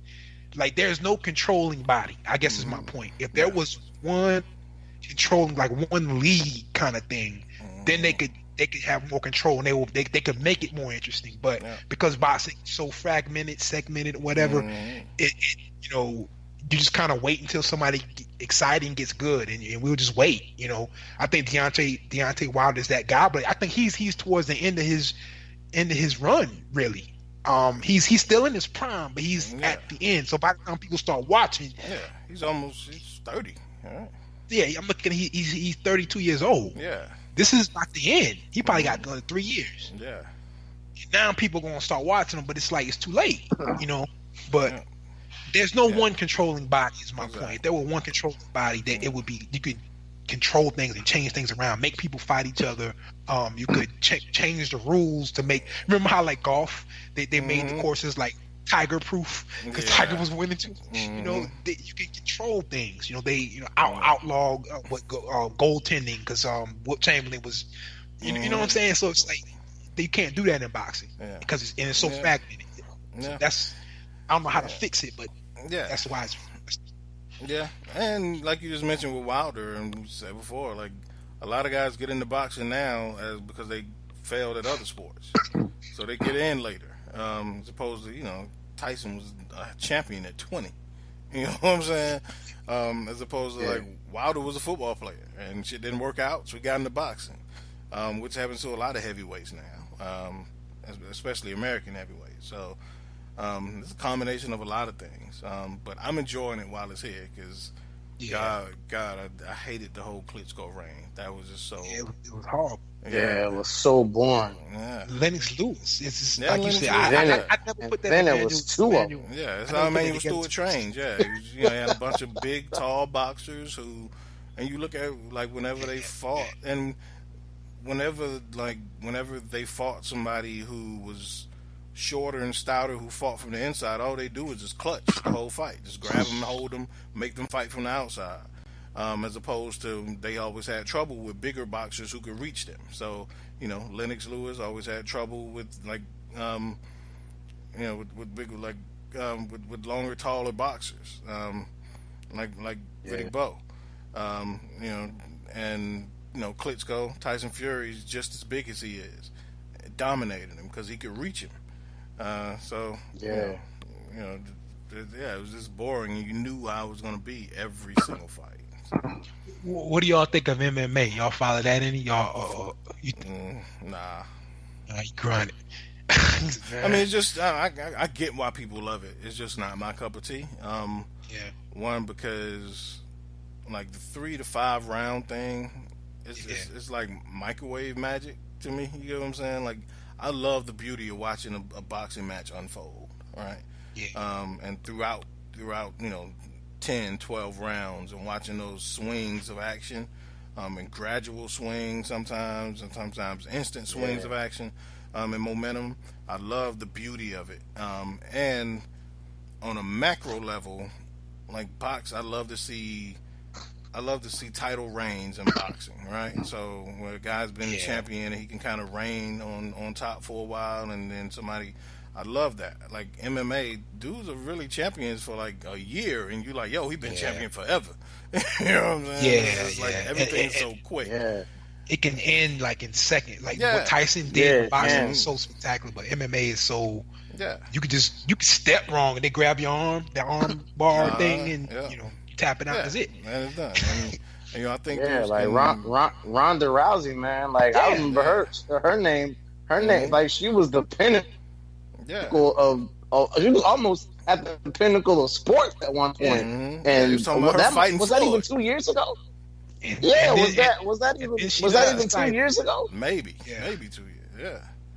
And now I think she's washing cars for a living. Like no, she's in WWE. Like she's a wrestler now. Yeah, she's doing good. Like she get money. She's like The Rock now. Like she can go in the booth. She can do.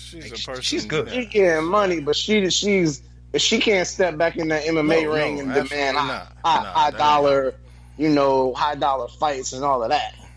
Nah, but then think about it. Why would you? Getting your head beat in, or you can go fake, get your head beat in, and make more money.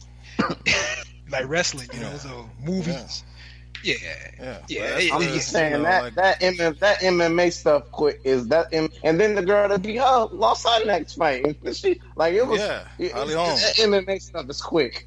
Yeah, it is. It's like MMA is like dope money, man. Like you see these fast risers and then they lose and you don't hear nothing from them again. I get why people like it. It's just not for me. I like it all. I can't say I'm a huge. I like. I was telling you about the Joe Rogan. I started following him. It got me more excited about it. But I like it. I like competition. Yeah, I like competition. Yeah, absolutely. I'm glad one of my favorite shows is coming back to Epix. It used to be a Fox show, but The Contender. Y'all watch The Contender? It was like the boxing reality show where it's like a tournament of like lesser known boxers who fight to become. Like it's coming back. So I saw the one that De La Hoya had. You ain't talking about. Well, it's like Sugar Ray used to host it, and then Sugar Ray and De La Hoya hosted it for a while, where they had like different teams. But now Andre, what's the dude's name? I can't remember. My mind's blank. Andre 3000. No, he's a boxer. Andre the Giant. But anyway, Andre Ward, he's hosting it now. I remember him. Yeah, so it's coming back to Epic. So yeah, I don't know. I'm just a huge boxing fan, so I kind of hold boxing as the measuring stick against MMA. So that's why I think somebody like when I saw that Jim McMahon did the XFL, I always wondered why. He would have to know this, but why he ain't jumping into boxing, do a boxing league, and have like every year you got like a tournament and champion, do that shit on regular TV. I think because if you tell people this person's great, I think it's just hyping and marketing. Yeah. This guy is great, he's great, and he's actually can fight. Then it's like people will watch, and I don't know. Yeah, that's the tricky thing with boxing though, like because anything Vince McMahon is involved with, it's gonna have like a wrestling feel to it. But the tricky thing with boxing is, is it just does pure? Yeah, but boxing purists are gonna be your heaviest. Like they're gonna want to see good boxing. I don't think boxing at this point has enough casual fans where they can watch bullshit with a bunch of like storylines around it and make it like wrestling. Because Vince McMahon is going to make it like wrestling. He did the same thing to the XFL. I was just about to say that. Yeah, so I think that would kind of like it wouldn't draw in the boxing purists, and there aren't enough casual fans to carry that. Well, couldn't it like so like the show that you're excited about? Couldn't Vince McMahon just get behind the marketing and let someone else pick the boxers, and they can go out and find pure boxers and all around? I'm sure there are guys that are really good, like all around the United States, all around the world, even go to you know. You see what I'm saying? And then him just do the marketing of it. Like, you don't think that would work? No, because Vince McMahon's gonna market it like a wrestling show. Yeah, Vince ain't built like that. Yeah, like that's why like the beauty of like the Contender to me is the purity of it, right? Where it's about boxing. Vince is gonna make it about pretty girls and talking shit in front of an announcer and two dudes like off screen, bunch of made up story. That's what Vince is gonna do. So and you saying that if the two dudes could fight, you would that would turn you off? Because there were dudes in the XFL who could play football. It just didn't work because like nobody wants to see a soap opera mixed. Like I don't want to I don't watch wrestling for that reason. Like I don't watch Monday Night Raw for that reason because I know it's fake. I don't want to turn on a football game I know it's fake. Fake. I'm not trying to debate. I'm just trying to understand. Fake as in storylines are fake. Yeah, it's a storyline. It's written. It's made up issues in locker rooms. It's narrow. Yeah, it's like there's over the top announcers. It's gyrating cheerleaders all over. Like that ain't. It's a wrestling show with football. You know what I'm saying? Like, like how Dusty Rhodes and Ric Flair yell in each other's face and act like they mad. Same thing with XFL. It's the same thing. But I'm just saying, but you couldn't block that out. It was the ding ding, and then they get to fight, and it's a real two skilled boxers fighting. That the other things would turn you off to watching the actual fight. Is what you're saying, right? Or yeah, exactly. Like I wouldn't get to that point. I'd never get to the fight. Okay. It'd be kind of like watching like it'd be like if Nas and Jay-Z and Biggie and Pop was on The Real World. Or making the band. You get what I'm saying? It's like these dudes is nice, but I got to put up with all the other shit. Like I can't do that. So yeah. Mm-hmm. To each his own. I don't know what's going to be the fate of boxing. I think it's going to be around. It's just and it's doing well. The top guys eat. The guys on the bottom. Boxing's never gonna go anywhere because, the animal in us wants to see. We a bunch of violent. We a bunch of just violent motherfuckers. Yeah. Like what? Yeah, and that's to me, that's part of the beauty of it, though, to me, because boxing's the one sport where there's no buffer, right? Like football, you got pads and a ball and plays and shit. Like there's buffers all around, right? As tough as you gotta be to play football, still there's a buffer, and you can make business decisions in football. Basketball, as athletic as those guys are, there's always a ball there. So if you can jump high and you tall, there's still a ball. If you can't do shit with that ball, you can't play, right? Boxing, there's no buffer. It's just you in front of a dude with your fist. There's nothing else, and you can't blame teammates. You can't blame I dribbled the ball off my foot. Otherwise, I would It's you, and so that's why, and on top of it, seeing dudes get two-pieced all night. It's beautiful to me. So I don't know. Yeah.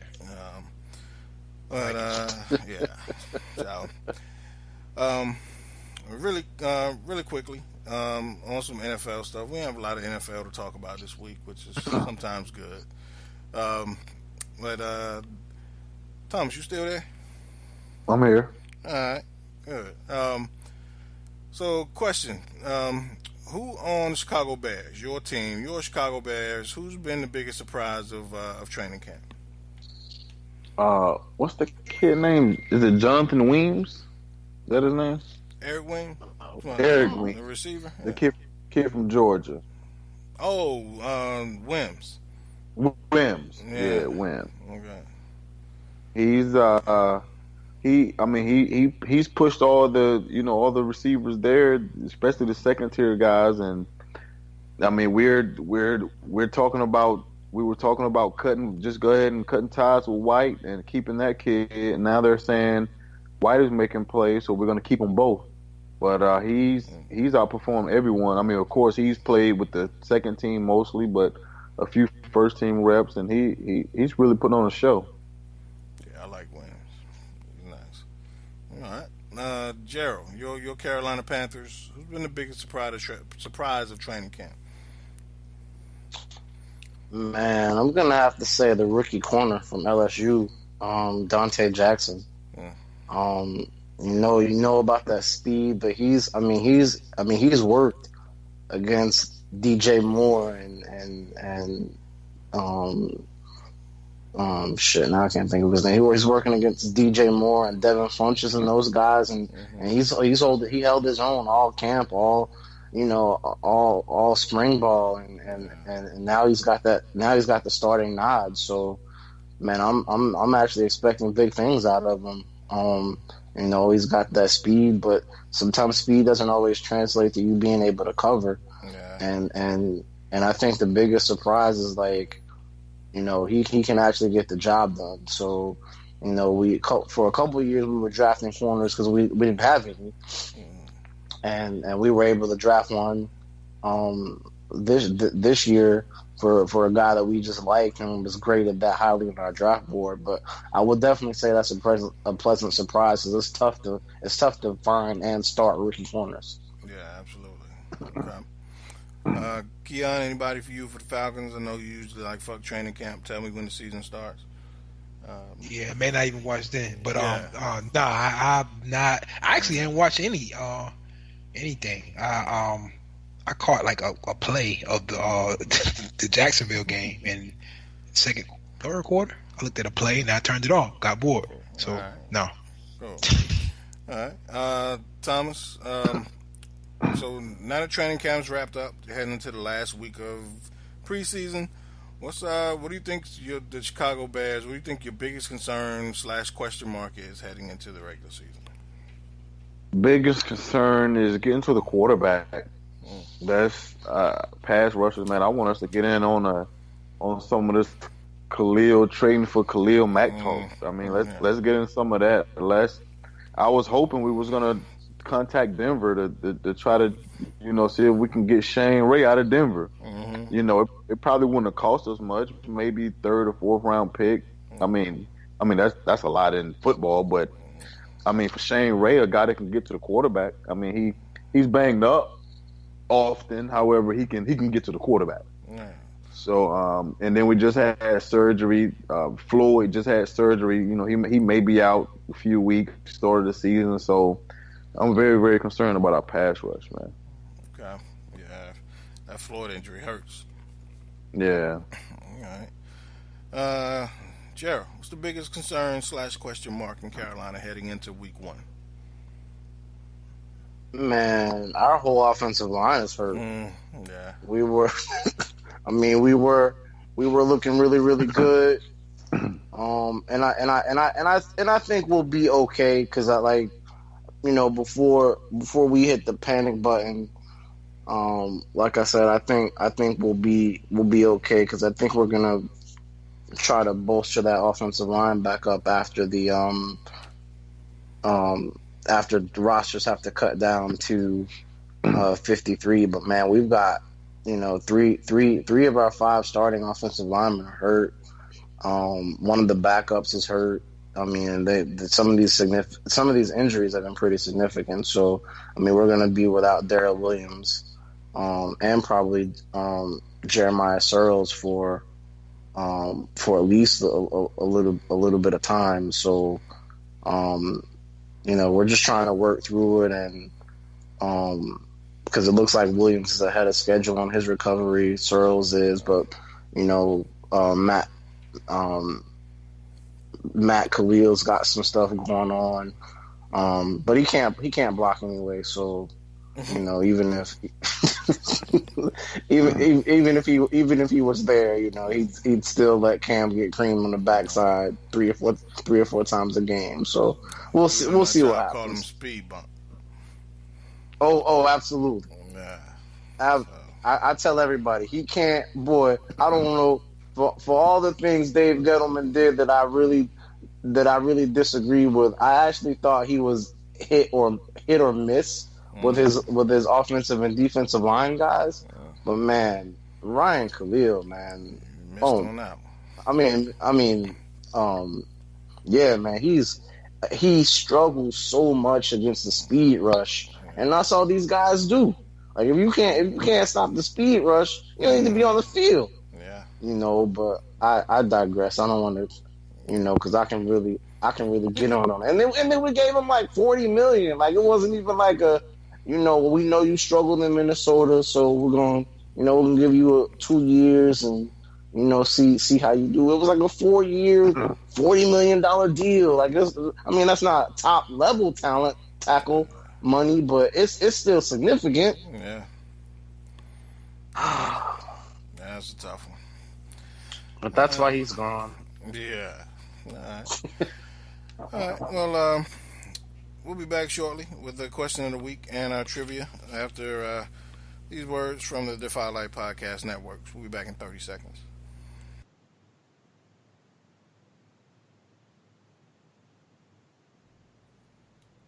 Ever wonder what some of your favorite NFL players do after their playing days are done? Or how their journeys led to the NFL to begin with? Check out the Long and Short of It podcast, where J.R. Glymph sits down with former NFL players as they share their stories. Season 1 features such greats as LaVon Kirkland and Matthias Kiwanuka. Season 2 is coming soon. The Long and Short of It, brought to you by the Defy Life Podcast Network. We're back here, episode 72 of the Defy Life Podcast. Again, I'm J.R. Glymph. With me, Keyonne Small, Thomas Stevens, Gerald Hedrick. Guys, y'all ready for this question of the week before we jump into some trivia? Let's get it. Yeah. So I start with you, Keyonne. What's your favorite sitcom of all time and why? Y'all laugh. Kind of a lighthearted question of the week, but I like it sometimes. And Andy Griffith. I mean, I hate to I got a few of them. I like Andy Griffith's show. Just let everybody know you from man. I can look at that shit all day, bro. Really? 8 hours straight. I can look at it, and it's the jokes are funny. It's clean. Andy Griffith show. That's my personal thing. Wow. I got other the Jeffersons and Sanford and Son and others, but that one I can really watch and I won't get tired of it. Andy Griffith show. I'm glad I asked that question. I'm actually surprised. Okay. I'm surprised also. Yeah. Wow. Okay. Gerald Hedrick, what's your favorite of all the shows he could have said, of all the shows he could have said, man, if you would have been like, hey, what you want? What you would bet?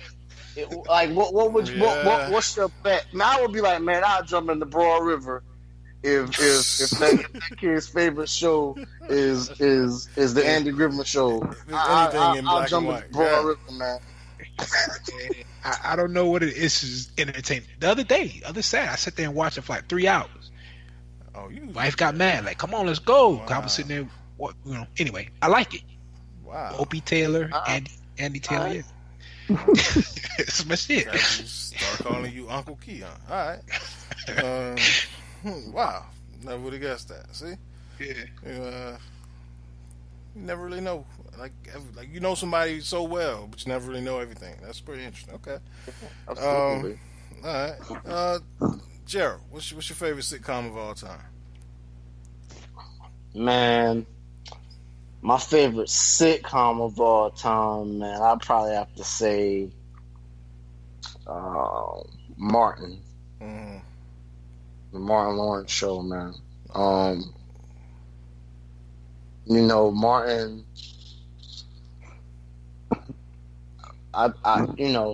of course, this was the time where, high school and college and I think everyone could relate to that humor. And Martin kind of being one of my comedic heroes, Def Comedy Jam and all of that. Like, we were kind of like, him and that whole crew of comics was paving the way for all these dudes today, man. And the fact that he could, like, all of those characters were him.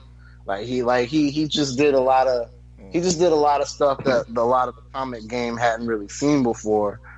And always was really proud of him for a show. And man, the show was hilarious. So that's one of those shows where even right now, like, because it come on, like, episode after episode on like BET and some other channels. But man, Martin is one of those shows that I definitely could watch.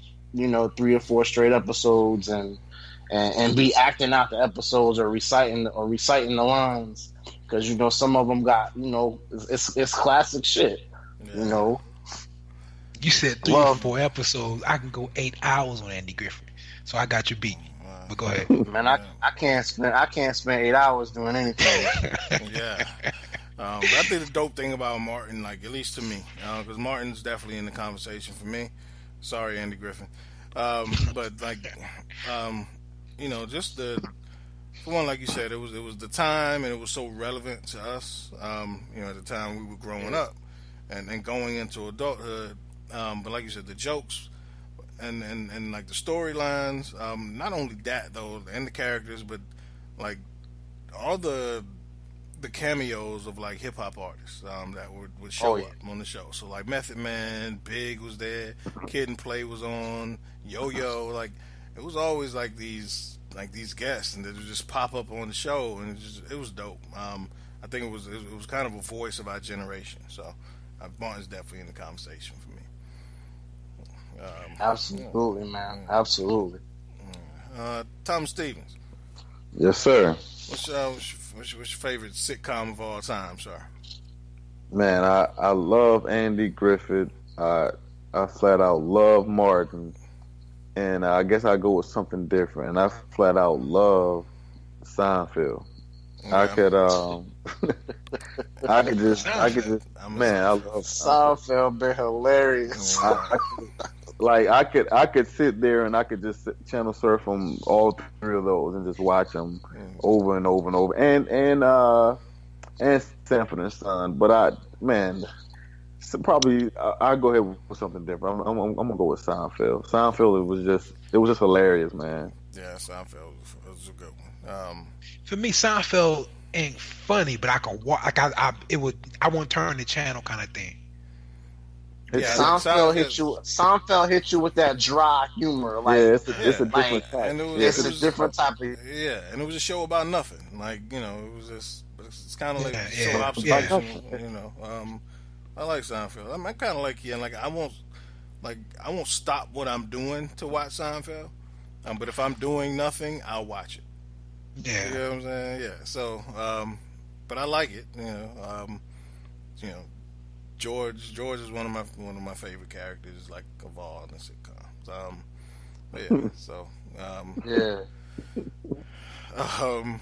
Laugh from this thing, George. Yeah. It's funny because like Seinfeld is always relevant to me because whenever I see a chick with big hands, I'm like, oh, she got man hands. So that's a Seinfeld. Yeah, absolutely. Right. Yeah. I'm surprised none of us said like any of. So all of us named. Well, I wouldn't consider Andy Griffin a comedy, but all of us kind of named like, comedies without naming any of the like In Living Colors or Saturday Night Live or like the sketch comedy shows. Well, it's funny, like you mentioned that, like. And I say this before I give y'all my favorite, but I've watched. For one, Saturday Night Live hadn't been funny to me since the '90s. I try to watch it now because I was a huge fan back when like Sherry O'Terry, Will Ferrell, like when they were like in the late '90s. Mid to late '90s, loved Saturday Night Live, but it's just not funny anymore to me. Right. And I try to like now watch In Living Color in syndication. And it's kind of hit or miss. Like, some skits are funny now, so I don't think it's as timeless as a lot of, like, because the thing about, like, sketch shows a lot of times are so, like, based on current events. Yeah. And so once it's not, like, Rodney King's not funny anymore. You know what I'm saying? So, like, it's, so I try to watch it now. My kids like certain characters now. They'll watch it with me, but it's not, like, as crack up funny as they used to be to me. True. But the and plus, like, edgy ain't as edgy. Yeah, exactly. Yeah. But there are some things on there now that you look at now, you're like, there's no way they could get away with that now. Yeah, you're right. You know, we're talking like the two gay dudes, like two men on film, like they can never do that now. Yeah. You know, like stuff like, but the amazing thing about In Living Color was just all the stars that came from that show. For the short time that it was on, like it was amazing. You know, as opposed to like Saturday Night Live, they got a bunch of stars they've been on for 40 years. But yeah, my favorite sitcom of all time, and you know, of course, Martin was in the conversation for me. Cosby Show was in the conversation for me. But I'll drop I ain't say I can go 8 hours, but I can lose some significant time watching Frasier. I love Frasier. Frasier. Yeah, I love Frasier. Wow. Anything really? I fucking love Frasier. Anything Kelsey Grammer's in. He got a new movie on Netflix. I just watched it the other day. I love Kelsey Grammer, and he's the reason why I used to hate Cheers as a kid, and as an adult I started watching it, and you know, I got into Cheers. But Frasier's dope, man, because like it's smart humor, man, and like I'm not really big even on like stand-up comedians. I'm not really big on like. That's why I'm not really a Steve Harvey fan like that. I'm not a D.L. Hughley fan as far as stand-up comedy, because I'm not really keen on like straight at you funny. Like, I'm not really a Kevin Hart fan. I ain't really like straight at you funny. I'm always like fans of like comedy that makes you like take turns, and then you get there, you're like, okay, I get it. So which is why I like Frasier. So it's just like not like straight in your face comedy. So right. I don't think it's bad as the Andy Griffin Show. Yeah.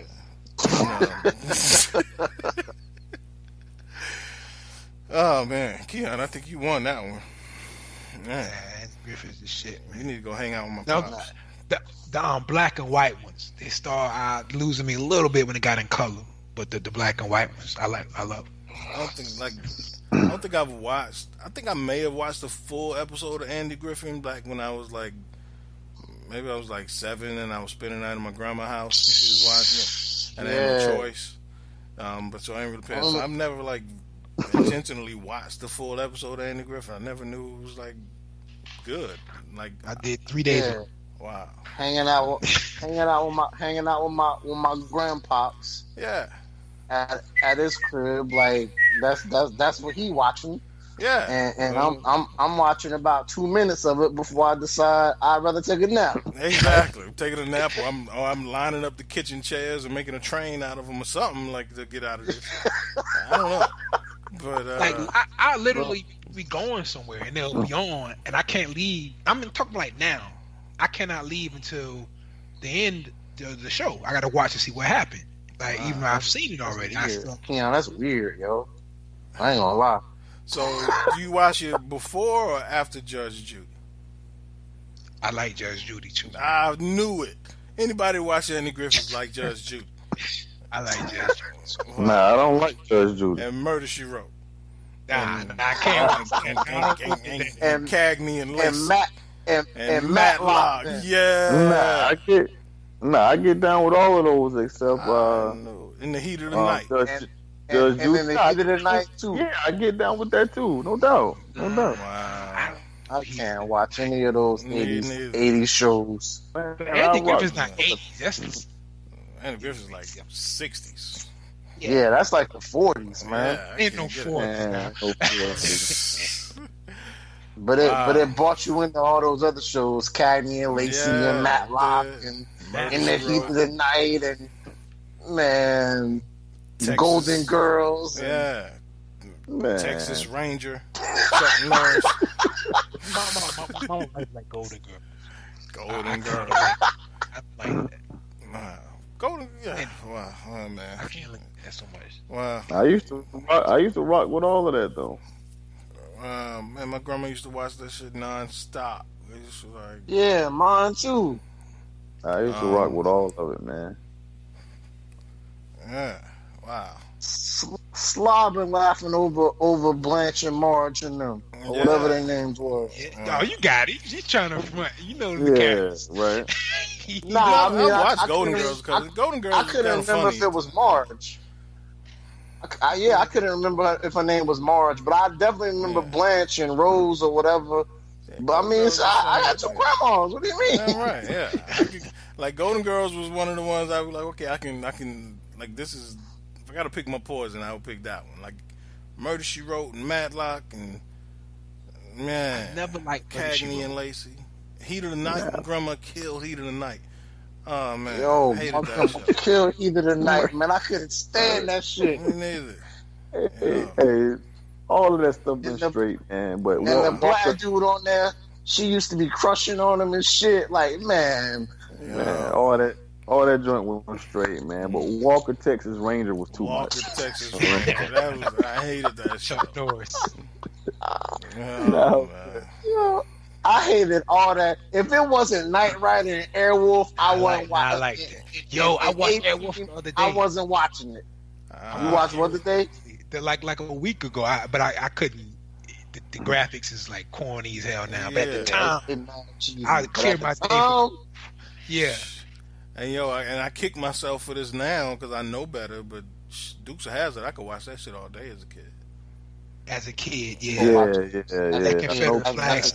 Yeah, exactly. I know better now, but I remember the worst day of my fucking life when I was at after school, aftercare, and I was playing on the sliding board, and I had the General Lee little Hot Wheels car, and I slid it up the sliding board, and that shit went flying over the fence into the street. Oh, wow. Lost that shit. That's the worst day of my life. I never forget it.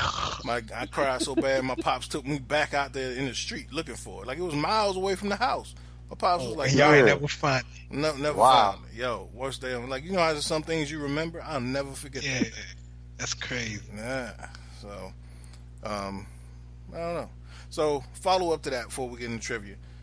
Keyonne, if there's any show, other than the Andy Griffith Show, right? Any show that you wish they would bring back, like as a reboot. Like I see now they got Magnum PI coming back out as a reboot, right?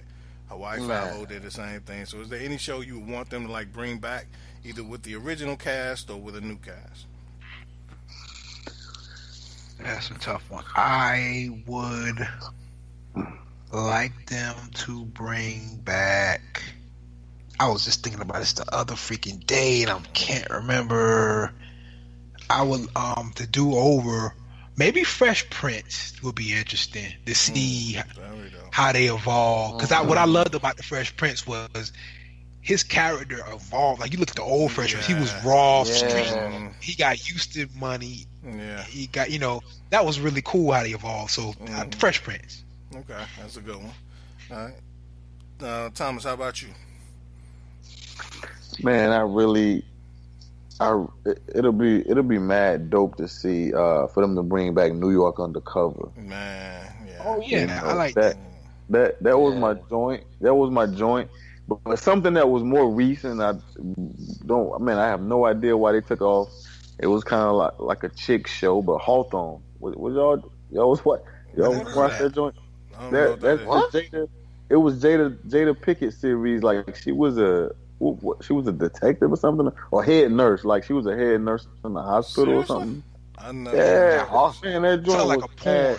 I know. I'm like, she was the head nurse. I was like, oh, word, Jada. Look, I'm trying to find it right now. Hell yeah, I would have watched Hawthorne. Shit, yo, crazy. I gotta watch Hey, but on my old Samsung. Yeah, hey, for real. Yeah. That joint was mad dope though. That joint was mad good. This is approximately what year? Like, Hawthorne. I would probably say maybe 2012. What you say, Jay? Hawthorne the head hunter. Hawthorne the head nurse. I gotta watch that. That's all right. The head doctor. Man. Yeah. Nah, but this had to be like 2012 maybe. I'm just thinking of, I don't know, man, why y'all done messed it. Even if I try to, like, I'm in my head, all I'm thinking of is like crappy acting and like some dude like, hey, nurse, like, Oh, it's on 2009 to 2011. Oh, wow. Nurse Hawthorne. Yeah. I never heard of it. Nah, that joint was mad good though, for real. All right. Gerald, any porn you want to bring back? I'll take your word for it, man. I'll take your word for it. No. I don't know, man. I'm still a big kid, man. So if I was gonna bring something back and have them modernize it, man, I'm gonna probably say the original Transformers cartoons. That'll be interesting. That would be. Like 2018 technology, like graphics. Yeah. But man, still cartoon, though, right? Yeah, but it's still a cartoon. Man, I ain't never missed an episode. What? Yeah, that'd be dope. What? Man, come on, yo. Oh my God, man! Watching them aerial bots and them dino bots, man, and with the days, man. Because one thing I hate Michael Bay's Transformer movies. Oh yeah, I hate those movies, man. I watch them. I watch them because I'm a Transformers fan, and I feel like, but I fucking hate them. I don't like he made them comedies. I didn't like that. Me either, man. Transformers was serious business, man, and I hate what he did to it, man. And I mean, you can't tell the Autobots and the Decepticons. Exactly. There's so much going on. Yeah, it's man. He and I don't despise Michael Bay, but man, I'm just really disappointed in his for that reason. His rendition. I despise him because he ruined my childhood. I still like him for Bad Boys 1 and 2 and all of that. Oh, they got another one coming out. Y'all know that, right? Yeah, I know. Bad Boys so 3. So he didn't. So he still got a little bit of credit for those movies, for those type of movies. But man, he butchered Transformers, man, and I just want to see. I just want to see what it would be like if they come back with some today's graphics and give me that as like a cartoon series, man. And I will watch it. I watch shit out. That'd be dope. Yo, I ain't gonna lie. Like a month ago, I watched a whole episode of He-Man. Yeah, I still watch on it YouTube. I still every now and then I do the same thing. If I feel like watching some old shit, I'll go watch it. Or y'all remember when X-Men first came out? Mm-hmm. Man, what? Yeah, man. See, yeah. Approximately what year are we talking? I don't know if I remember. Man, we got to be talking X-Men. So we got to be talking maybe 97? Yeah, like maybe 90, 96, 97. Okay. I don't think I remember that. Whoa. Wow. Yeah, man. That was so. Because they made the they took the Star Wars movies and made them into like an animated series. That shit was pretty dope. Yeah. So they do it. They take that old stuff and make it in the new animated series. But I don't know if Michael Bay has the rights to the Transformers now or whatever. But or if it's like the Dark Knight. But you hit it, dude. September 20th, 1997.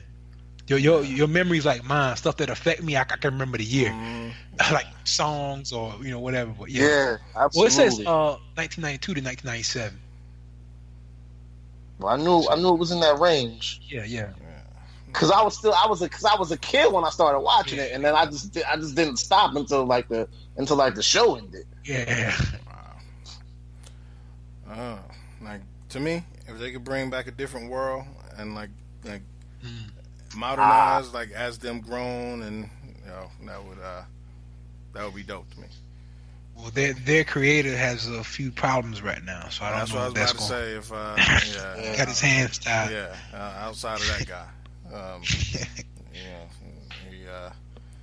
he might have some troubles with that. But yeah, I think that would be a good fit because just have them like they grown up now, and then you got a new group. That would be dope. So, all right. Well, Keyonne, I'm handing the reins back to you this week. I'm all out of topics, so all right. You are back hosting trivia, so tell us what you got. Okay, so I'm kind of working on what you're talking. Key, real quick. When I saw that on the agenda, I was so happy that it was back on you. Don't be. I don't know how it's gonna go, but Nah, that J shit was so hard. What you talking about? The chefs? Kill me with that one. I'm just saying, like, that's one category. I gave y'all NFL, NBA, like. Hey, Pooh, was you on last week for trivia? No, my joint went out on me. Man, this kid had. Let me tell you what the categories were for Jay's trivia. It was black chefs. No, it was not. It was famous chefs. Chefs. It was black chefs from Atlanta. Pooh, I'm gonna give you the. In between the ages of 22 and 26. I had career-ending NFL injuries, right? Okay. Yeah. NBA little man, which NBA players under 6 feet tall. Right? Okay. Famous chefs, rappers in movies, and movie songs. Okay. Like movie, yeah. Nobody think two. Nah, don't say okay. Because the score final was like I didn't even do. And then like check this out. 3 of the categories were double points. They were like 2-person answers, right? Like 2-part answers. Gerald, this is what I can't laugh too hard because this is not as easy as you think. You laugh, you take it. I don't think it's easy. But Jay shit was. I mean, the score was like 10 to 20. Yeah, it was. And we didn't do no negatives. But at the same time, it ain't my fault. Like like Pooh. One of the answers was like the rappers in movies. Like one of the answers was like Most Def in 16 blocks. Al talking about Most Def in 48 blocks. Like, I can't help you don't know. Like, you don't know this stuff. You know what I'm saying? I asked the easiest question on the board was this receiver injured his neck, ended his career on his 750th reception of his career. They couldn't get Michael Irvin. Who's that, Pooh? Who's that? Oh, what they just said, Michael Irvin. Irvin, but he ain't know. Nah, I didn't know. I thought it might have been Sterling Sharp. That's what I was thinking. Yeah, that's somebody said Sterling Sharp. I did that. But it was rough. But you know, they didn't know who Nate Archibald. I mean, it was rough, man. It was rough, man. They didn't know who Damon Stoudemire was. Yeah, I knew that one. I forgot about that one. The 3 that I did know, I ain't get. The questions that I didn't get. Well, let me G. Garvin was. Let me jump into mine. Mine's is a little. You'll see. So I got 5 categories. We got 3 of y'all. So I think we can go. Let's go 5 rounds. I don't know how it's gonna go, but first category is heavyweight boxing. Second category is rich niggas. The next category is NFL random stat. Next category is great white wide receivers. Okay. And the last category is John McCain / Aretha Franklin. Same thing, 10, 20, 30 points. They had a duet or something? No, it's going to be questions about them. Oh, okay. They had a collabo? Shit, I got to get that. Now, on category 2, and the words of Red Fox, there are white niggas too, so keep that in mind on the rich niggas category. Yeah. So, Al won last week. He's not here. So, I'm going to start with Jay, because I got it in Al, J, Gerald, Pooh. That's the order I have it in. So, I'm just going to start with Jay first. Pick your category, sir. White wide receivers. Okay. For what? 30. This Hall of Fame receiver was a 7-time Pro Bowl selection with 13,089 yards, 100 touchdowns. He played his entire career with the same team, but was drafted by the Houston Oilers and traded in the preseason, never playing a regular season game for them. He went to the University of Tulsa and was an All-American for them. It was Steve Largent. Correct. For 30 points. And any of y'all knew that? Yeah, I knew that. Okay, all right. I don't have a clue. I didn't either until I read it. I knew that. Gerald, you up? Give me random. What's it? Random NFL facts or something? Yeah. Give me random NFL facts for 20. This player played more games than any player in the history of the NFL. He played 382 games. He retired in 2007. Let me read again. Yeah, read it one more time. This player played more games than any player in the history of the NFL. He played 382 games. He retired in 2007.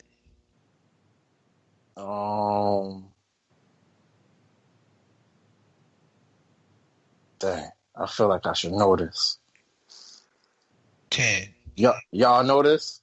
9, 8, 7, 6, 5, 4, 3. Emmitt Smith? No, bro. This is Morton and.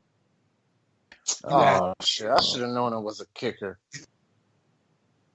Play a long time. Yeah, they play a long. Morton Anderson was like 44 when he retired or some shit. Exactly that. Pull you up. Yeah, as soon as you said it, as soon as you said it, all the facts came flying into my head. So you had negative 20. Pull you up. So we said we have random NFL facts. I got heavyweight boxing, rich niggas, NFL random stats, great white wide receivers, and John McCain and Aretha Franklin. Let me get the rich hitters. For with what points? Let me get a dub. Let me get a dub on that. Okay. This rapping nigga's first album went platinum 7 times. He is the majority owner of a company called Aqua Hydrate. He owns restaurants, a movie production company, and several other profitable ventures. He has over $800 million according to Celebrity Net Worth. And his first album went 7 times platinum? Correct. Not right then and there though. It over a period of time. Let me Sean Carter. Oh, dang. Wrong. Who was Sean Combs, the other Sean. Yeah, I was gonna say that's Diddy, yo. Yeah. So yeah, negative 20. He threw me off by calling him a rapper, but yeah. I guess, yeah. So Jay is in the lead, 30. Gerald negative 20. Pooh negative 20. Jay, you up? Let me go white wideouts for 10. Long before he set the standard of this designating the slot position as the position of choice for short, deceptively fast receivers, this guy was tearing it up in Lubbock under coach Mike Leach. His 8 punt returns for touchdowns still stands in the NCAA FBS record. Wow. Wes Welker of Texas Tech. Yeah, that's correct. Wow. Jay stay in his comfort zone. Gerald, you up? Yeah, I try to spread it out a little bit. Give me give me great wide receivers for 30 then. No, 30 is gone. I knew both of those. 20. You got 20. Oh, give me 20 because I knew both of those. Okay. Before he was catching touchdowns for Super Bowls, this former walk-on defensive back was torching cornerbacks while playing for the Wildcats. He came out of nowhere his senior year, catching 122 passes for over 1,600 yards. He played his NFL career with the same team, making it to 1 Pro Bowl and 1 AP Player of the Year in 2014. 2014. All right. Let me read it again. AP Player of the Year. Correct. Yeah, read it one more time. Before he was catching touchdowns for Super Bowls, this former walk-on defensive back was torching cornerbacks while playing for the Wildcats. He came out of nowhere his senior year, catching 122 passes for over 1,600 yards. He played his NFL career with the same team, making it to 1 Pro Bowl and 1 AP Player of the Year in 2014. No, comeback player of the year. I'm sorry. AP comeback. I'm sorry. I was like, what?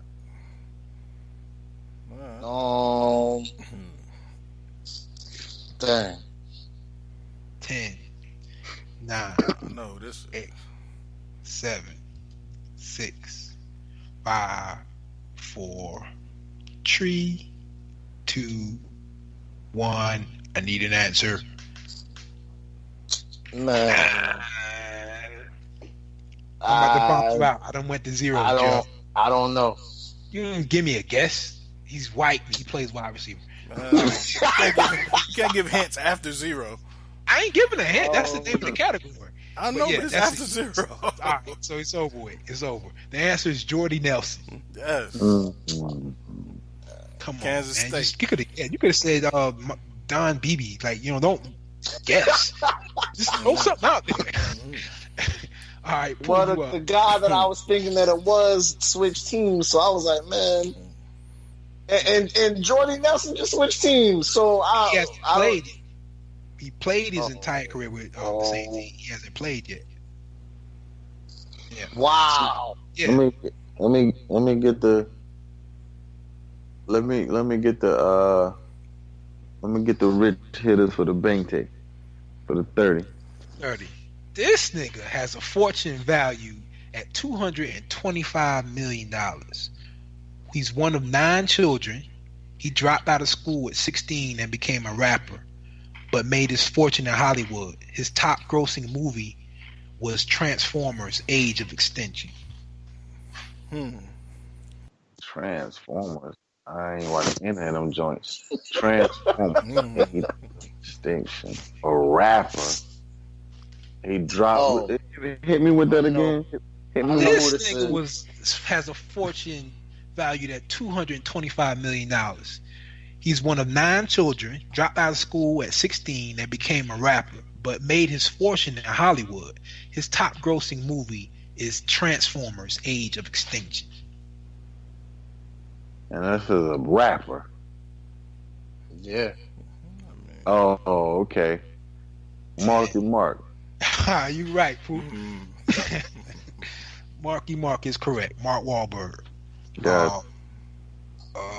Jay, you up. So let me hold up. Pooh is 10 points. Jay 40 points. Gerald -40. As we head into the third round. Jay, you up. I'm not so sure I would have taken Marky Mark. I might have would have required him to say Mark Wahlberg. Man, I'll take it. You didn't say Tyrese. What categories are left? We got rich hitters for 10, heavyweight boxing all 3, NFL random stats 10 and 30, and John McCain, Aretha Franklin all 3. Heavyweight boxing for 10. For 10. Deontay Wilder is 40-0. How many knockouts does he have during his professional career? Are you fucking serious, man? How many of those wins are not by knockout? 28. Incorrect. 39. Wow. Damn. That's why I love the guy so much. It's an amazing fight. So he has 39 knockouts and 40 wins. 40-0. That's crazy. I'm gonna have to go back and watch. I'm gonna have to check that. I'm gonna have to check him out, man. Please. Yeah. Jay, you got it wrong. So Gerald, you up. Give me John McCain and Aretha Franklin for 20. 20. What was the name Duets. of the last album that Aretha released that went at least gold? It featured a hit song by Lauryn Hill. Featuring Lauryn Hill. Man. Oh, I know that. Man, I thought this was gonna be a John McCain question. Could have been. Franklin's last album on Hill. John McClane. John McCain. I'll read it again. What was the name of the last album that Aretha Franklin released that went to go at least gold? It featured a hit song featuring Lauryn Hill. Man, that boy said Joe McClane. Hey, this is that's because this question fucked me up so much. 10, 9. This should play this at Benedict every minute. 10, 9, No 8, 7, 6, 5, 4, 3, 2. I'm every woman. I'm every woman. I don't know.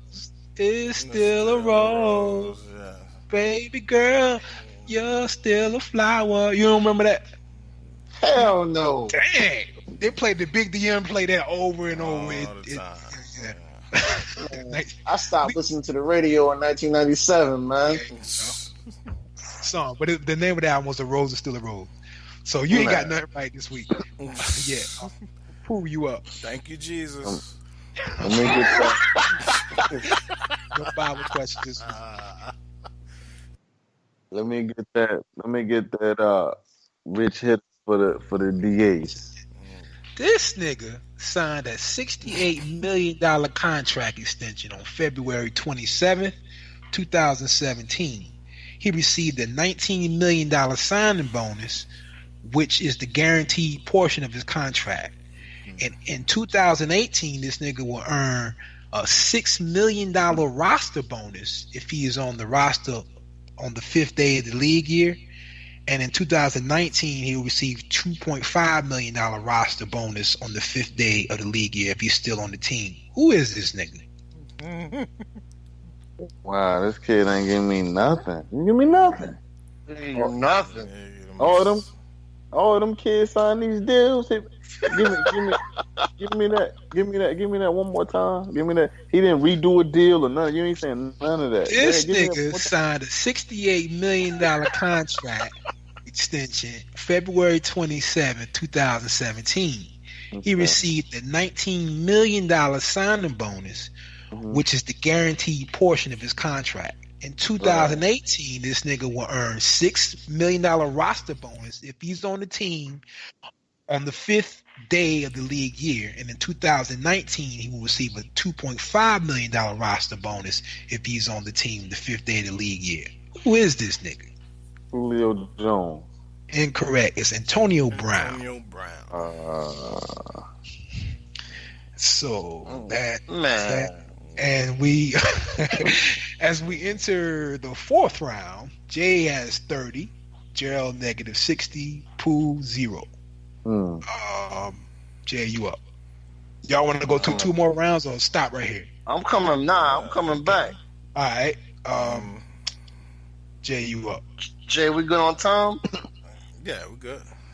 All right.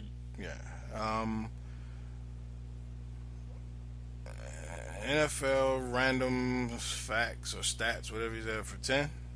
10. This player led the league in sacks last year with 17. Oh, wow. Oh, man. That's some baby cakes. DeMarcus Lawrence. Chandler Jones. Nah, I'm so glad you got that wrong. Chandler Jones, yeah. I didn't know that. So, baby cakes, right? Gerald, you up? Give me John McCain for 30. 30. What was the year John McCain first ran for president?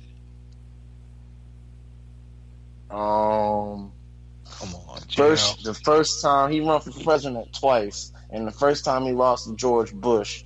So that will have to be not 08, not 04, 2000.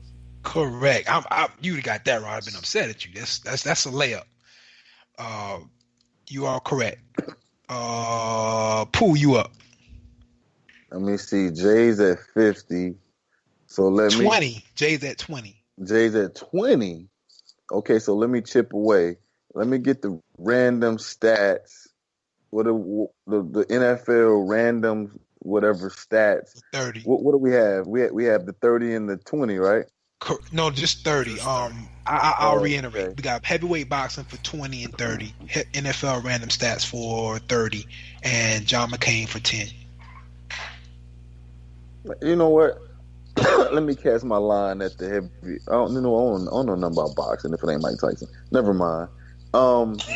Give me the NFL joint for 30. For 30. This player is the oldest player in the league today. Papa was a Rolling Stone by the Temptations, came out the same month and year he was born. Papa was a rolling stone. I think it's Adam Vinatieri. You are correct. Yeah. It was 1970. 19 what? I forgot. I think it's 1972. I didn't write this date down, but I think it was 72. He's like 44 or something like that. So that's 30 points. So Pooh's actually in the lead now. So I thought it was double. I thought this round was double. No, it's one. The next round is double. Nah, I'm bugging. Oh, I thought I had double points. Nah. But let me call the score. As we enter the final round, it's double points.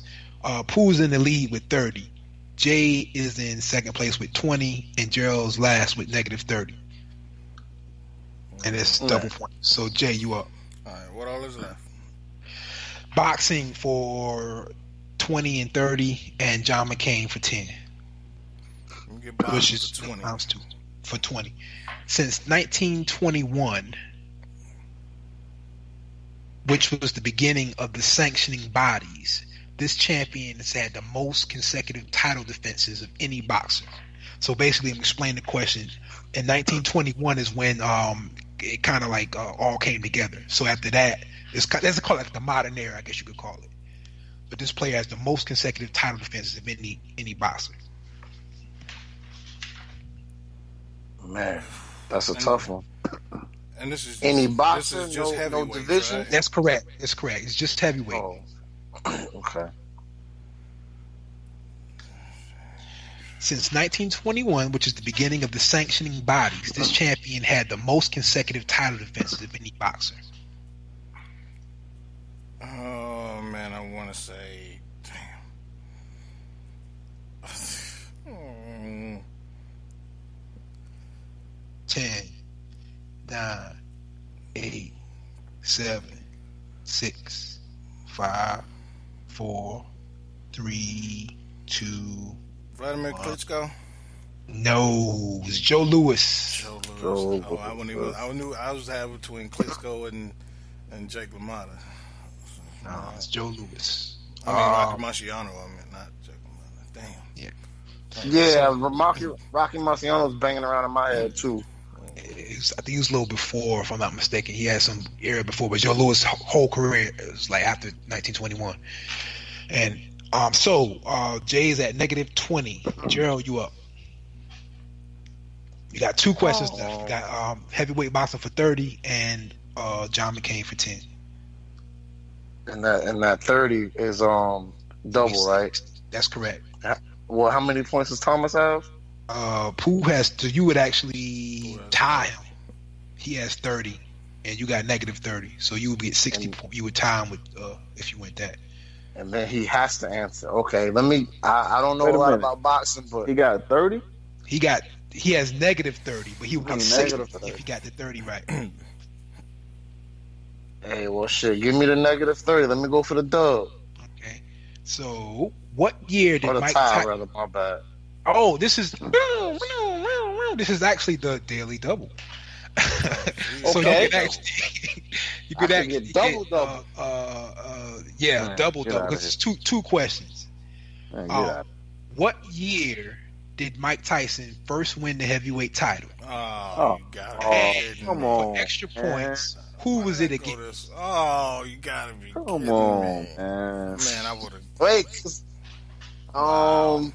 First year he won the title. I won 1992.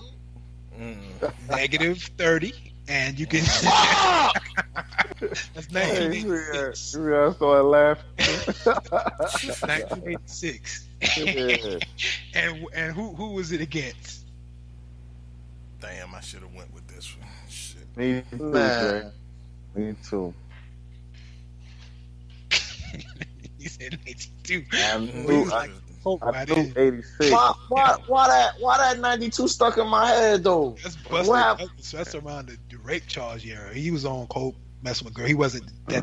Anyway, That's when he came back and had to win the title again, right?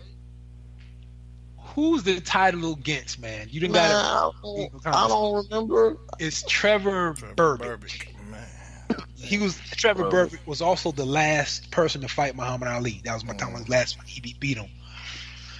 So you get like negative. Just that. Hey, I had to go 20. I had to go for the. I had to go negative 120 or some Negative shit. I don't 120, know. yeah. So Pooh, Man, you actually. No I need was for 5 years that. old. But I'll ask you, who was the president of the United States when John McCain was released from Vietnam? Released from Vietnam. Yep. Who was the president? Yo, wait a minute. Hey, do I win if you get this wrong? Nah, because it's just a thing. Negative It's just 20. a No, he Yeah. still win. No. Yeah, He it's wins just either way. me all day. When he was released from Vietnam, for crying Who's the out loud. president? Dude, who was the president when we were even fighting? I know who it was. Really? I know Yeah. you know. Hush, man. I don't know. Richard Nixon? Yeah, you got it right, Pooh. Richard Nixon. Yeah. That's 20 points. So Pooh wins. Pooh wins with 50. That's my shit. Jay B. negative 20 and Gerald negative 150. 1,000. You always remember this, man. I'm back where I need to be. You understand what I'm saying, son? Man. Gerald, I don't know what your 1992. I'm disappointed. If you'd have said 87 or I don't know. Man, I was 5 years old, man. All I remember is that kid having to come back, and you know what, when he had to come back and win the title after he got back out of jail was what I was thinking about. Oh, okay. Because I think he came back and won the shit in like 91 and 92, right? That's like 96 or something like that when he got back No, out. 96? That No. was when he got out of jail. Mhm. It was off the top of my head, but I remember it was like 96. But Yeah. Because him man. and Holyfield fought in 96 and then again in 97. But he lost. He didn't have the title in 96. now, yeah, he won a title back. Hold on, let me.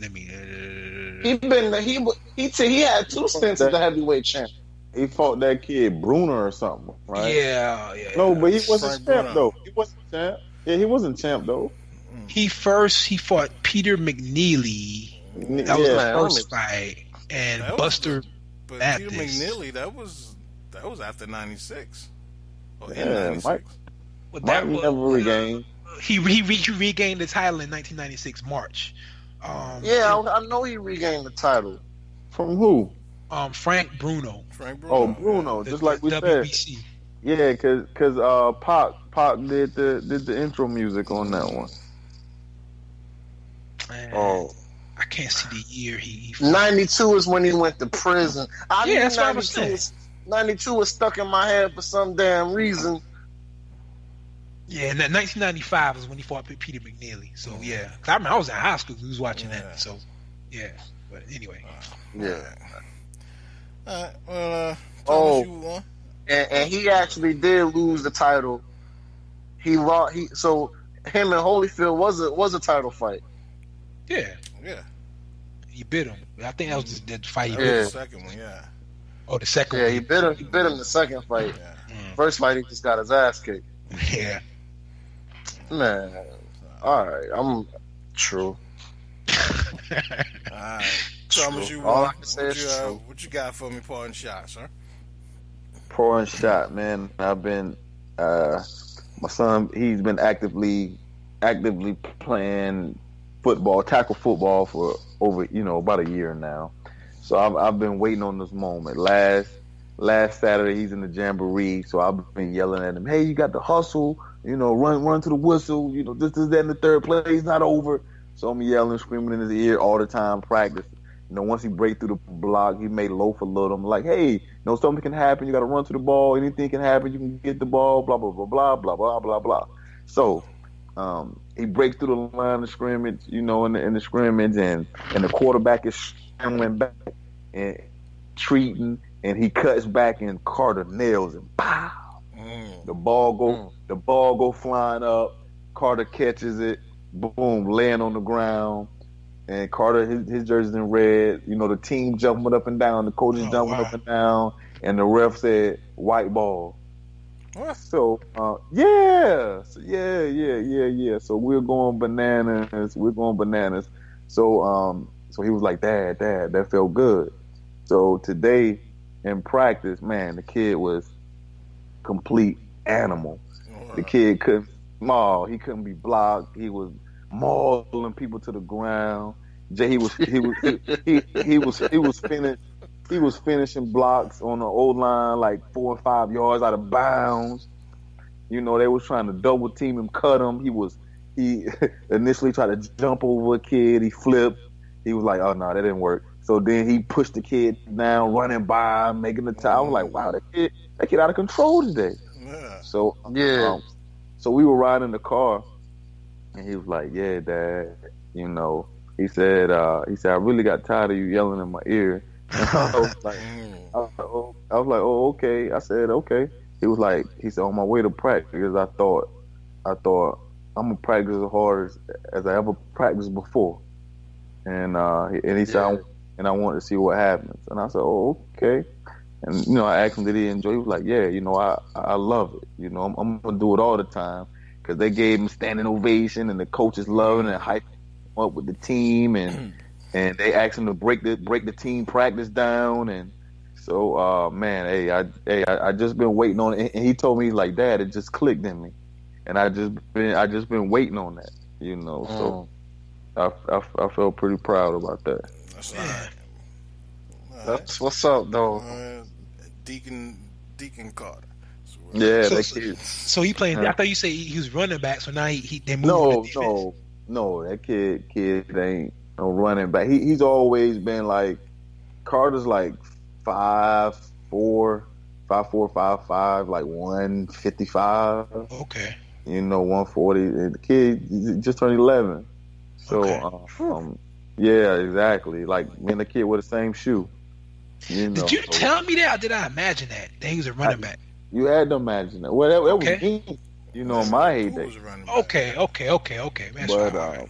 he was like, Dad, and he told me in the car, he was like, Dad, I might dish this running back. You know, he said, I think I want to play DN and D tackle because I'm good at it. And I was like, hey, whatever you want to do, you know, just make it grades. Just make it grade. That's important. And I said, every school in the country will want you. And he was like, yeah, every school. So, hey, shout out to Carter. Shout out to Carter. Shout out to S. Dot, man. Absolutely. All right. Gerald, what you got for me? Man, I had a very, very trying day today.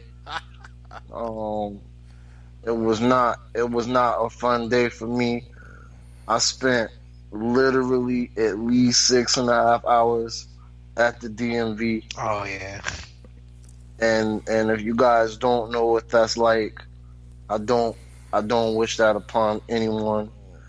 I didn't know the DMV situation was like this, man.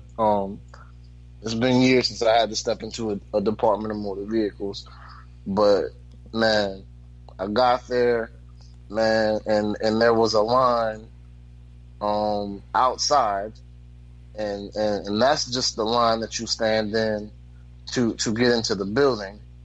And then once you get into the building, there's a line that you stand in to just stand in the line to get to the waiting area. Mm-hmm. It was in, and then when you finally get your ticket, I mean your wait time is like 3.5 hours. Man, so you know, just to get to the lady and to have her tell me that I owe the great state of South Carolina $1 million. You know, so parting shots to people that have to go to the DMV for any reason at all. And the person beside me said, you know what, I was here yesterday, and after I had been here for 4 hours, I was the next person in line to be called, and then 5 o'clock came, and they was like, shit, we shut down, we out of here, like. So even if you in there, if it's 100 people waiting in the waiting room, and it turns 5 o'clock, they just leave. Like they out. Crazy. Like that shit you not, man. So man, yeah, man. Shout out to everybody. Like I man, if we could do a little something, we could just get everybody like to send us their horrifying, DMV stories. Man, I'll read them shits on air, man. Like that, man. I was so frustrated. That's crazy. They just leave. Yeah, That's crazy. Man. And ironically, one of my favorite episodes of Martin was the DVDs episode. Hey, I was just about to say. That's the difference between a government worker and a business. Like, I'm gonna get paid whether what. So yeah. And I was gonna say that's definitely an accurate depiction of the DMV. And Martin waited for forever in a day, and he filled his paper. She was like, "Yeah, you got to go back to scratch." He was like, "Yeah, ain't going to stand scratch." Oh man! Yeah. Please Google that episode if you hadn't seen it, or it's been a while. And absolutely. Yeah, you'll bust a gut. Yeah, Man, you a slob. Yeah. Especially if you've been to the DMV any time in the recent history of your life, man. The DMV is crazy. It's gonna be an easier way. The DMV is crazy. Yeah. Oh man, Keyonne, what you got for me? Pardon shot. I found myself defending Donald Trump this week on Instagram. It was very weird. But when John McCain died, people were getting on Trump because he didn't reach out to McCain's family. He didn't say anything about it. And I was like, if I don't like you when you're alive, you dying ain't gonna change that. So I thought Trump was real. Like, he just kept it real all the way. Like, he finally released something on Twitter where he said something to the family. He did it because people said to do it. It's if Trump died, I don't see McCain saying, I love the guy or something. I just don't understand that. But my parting shot is death don't change nothing. But I do feel that Trump could have been a better person when McCain was alive and dying of cancer. He could have said he was sorry for the Vietnam statement or something. He handled that wrong. But after McCain died, I thought he was keeping it real. So I can say I respected that. That's my parting shot. Okay. Wow. Well, I ain't got nothing that y'all ain't heard already, but I just want to reiterate that my sons went to school today for the second day of school, rocking their Defy Life shirt. So I talked about this at the beginning of the show, so I'm going to talk about it again. But yeah, it was dope. Kids was asking what's Defy Life. The teacher was asking them. So again, man, shout out to y'all for Defy Life gear. Go check it out. But yeah, man, shout out to my kids, man, rocking the white Defy Life shirts to school today. Yeah. Man, it was looking good, man. It was looking good. Appreciate it. No doubt.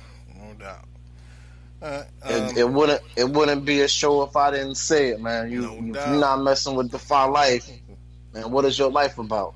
Got that shit on a t-shirt. Yeah. That and fuck Michael Jordan. Those yeah, whatever. Oh man, well, it's been great. Anybody see Alvin Glymph in the street? Tell him we're looking for him. Hey, let me ask Key this. Key. Well, never mind. You hadn't seen it. Google.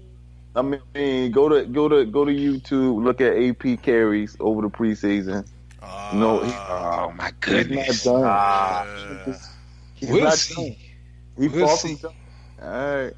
Preseason, playing against dudes that ain't gonna be on the league in 2 weeks. We'll see. That was the Broncos and Tide D. Yeah. Here's the thing. Two quick things. One, can he do it over the course of a season? And two, will he hamper an offense to cater to him to get him a bunch of yards? Like it's kind of like a center that plays with his back to the basket. Yeah, he could score 30 points, but what does he do to the offense in getting him those 30 points? So can he do it and they do it within the natural flow of a productive offense? I don't think so, but we'll see. Fair enough. Yeah. We will see. Now, when he answers those two questions, I don't want you to move the goalpost and be like, No, I won't. I promise you. I won't. Can you do it with one hand tied behind his back, Hey, eating Cheerios on a Sunday in October? Like, nah. So, you know, I promise you. man. I say I was wrong about I forgot the Urban Meyer. I thought they was gonna fire him for sure. I'm still holding out, thinking something's gonna happen before he comes back. But I said he would be fired in 3 weeks. It looks like they only suspended 3 games.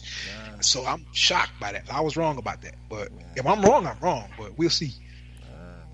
We will see. Because I ain't even like. I mean, I get you his preseason. I'm just looking at him, like him. like just looking at how he moves and how he runs and how he looks as a player. He's far from done. He's far from done, man. He has that burst, acceleration, vision still. Yeah. He's able to cut. Yeah. Now I'm telling we'll you, give you man. that. Now if it's week 14 and he's still doing this, I'll be impressed. Yeah. Oh, I'm gonna kneel down. Yeah, and kiss his shoes. definitely at 33. Yeah. But the man's a freak of nature. Man, and he's been off for what? I mean, he played a little last year. What he missed like the last 8 games, and then he was out the year before that. Yeah. So he's not really beat up, So we'll so see. to speak. Like I'm saying, if he doing that and the Redskins win 2 games because they gotta, I don't know. Wheels, I'm not gonna keep yo. I made my point on Adrian Peterson. We'll see. Yeah, We will see. Yeah. Because he's gonna get every opportunity. Yeah. All right. hold up. What is I gotta ask a question. Damn it. Mm-hmm. Their quarterback. I don't even know who their quarterback is. It like Alex Alex Alex Smith. Smith. Alex Alex Smith? Smith, Oh, so that's a yeah. real. Okay, so they got a real. Okay, all right. We'll see. All right. Can I wrap this thing up now? Yeah, you good now. Keyonne want to have a whole nother show. You know what I'm saying? Like, we gotta start another show. Call Al while you at it. 10 spot. He won a 10 spot added to the show. We way overdue for one. So if y'all want to jump on and talk about whether he's done or not, feel free. I got questions and answers, but All right. Well, fuck y'all. This has been episode 72 of the Defy Life Podcast. We will talk to you next week. If you have any questions, shoot us an email at info@godefylife.com or hit us up on social media. Until then, Defy Life. Defy Life. Defy Life. Defy Life.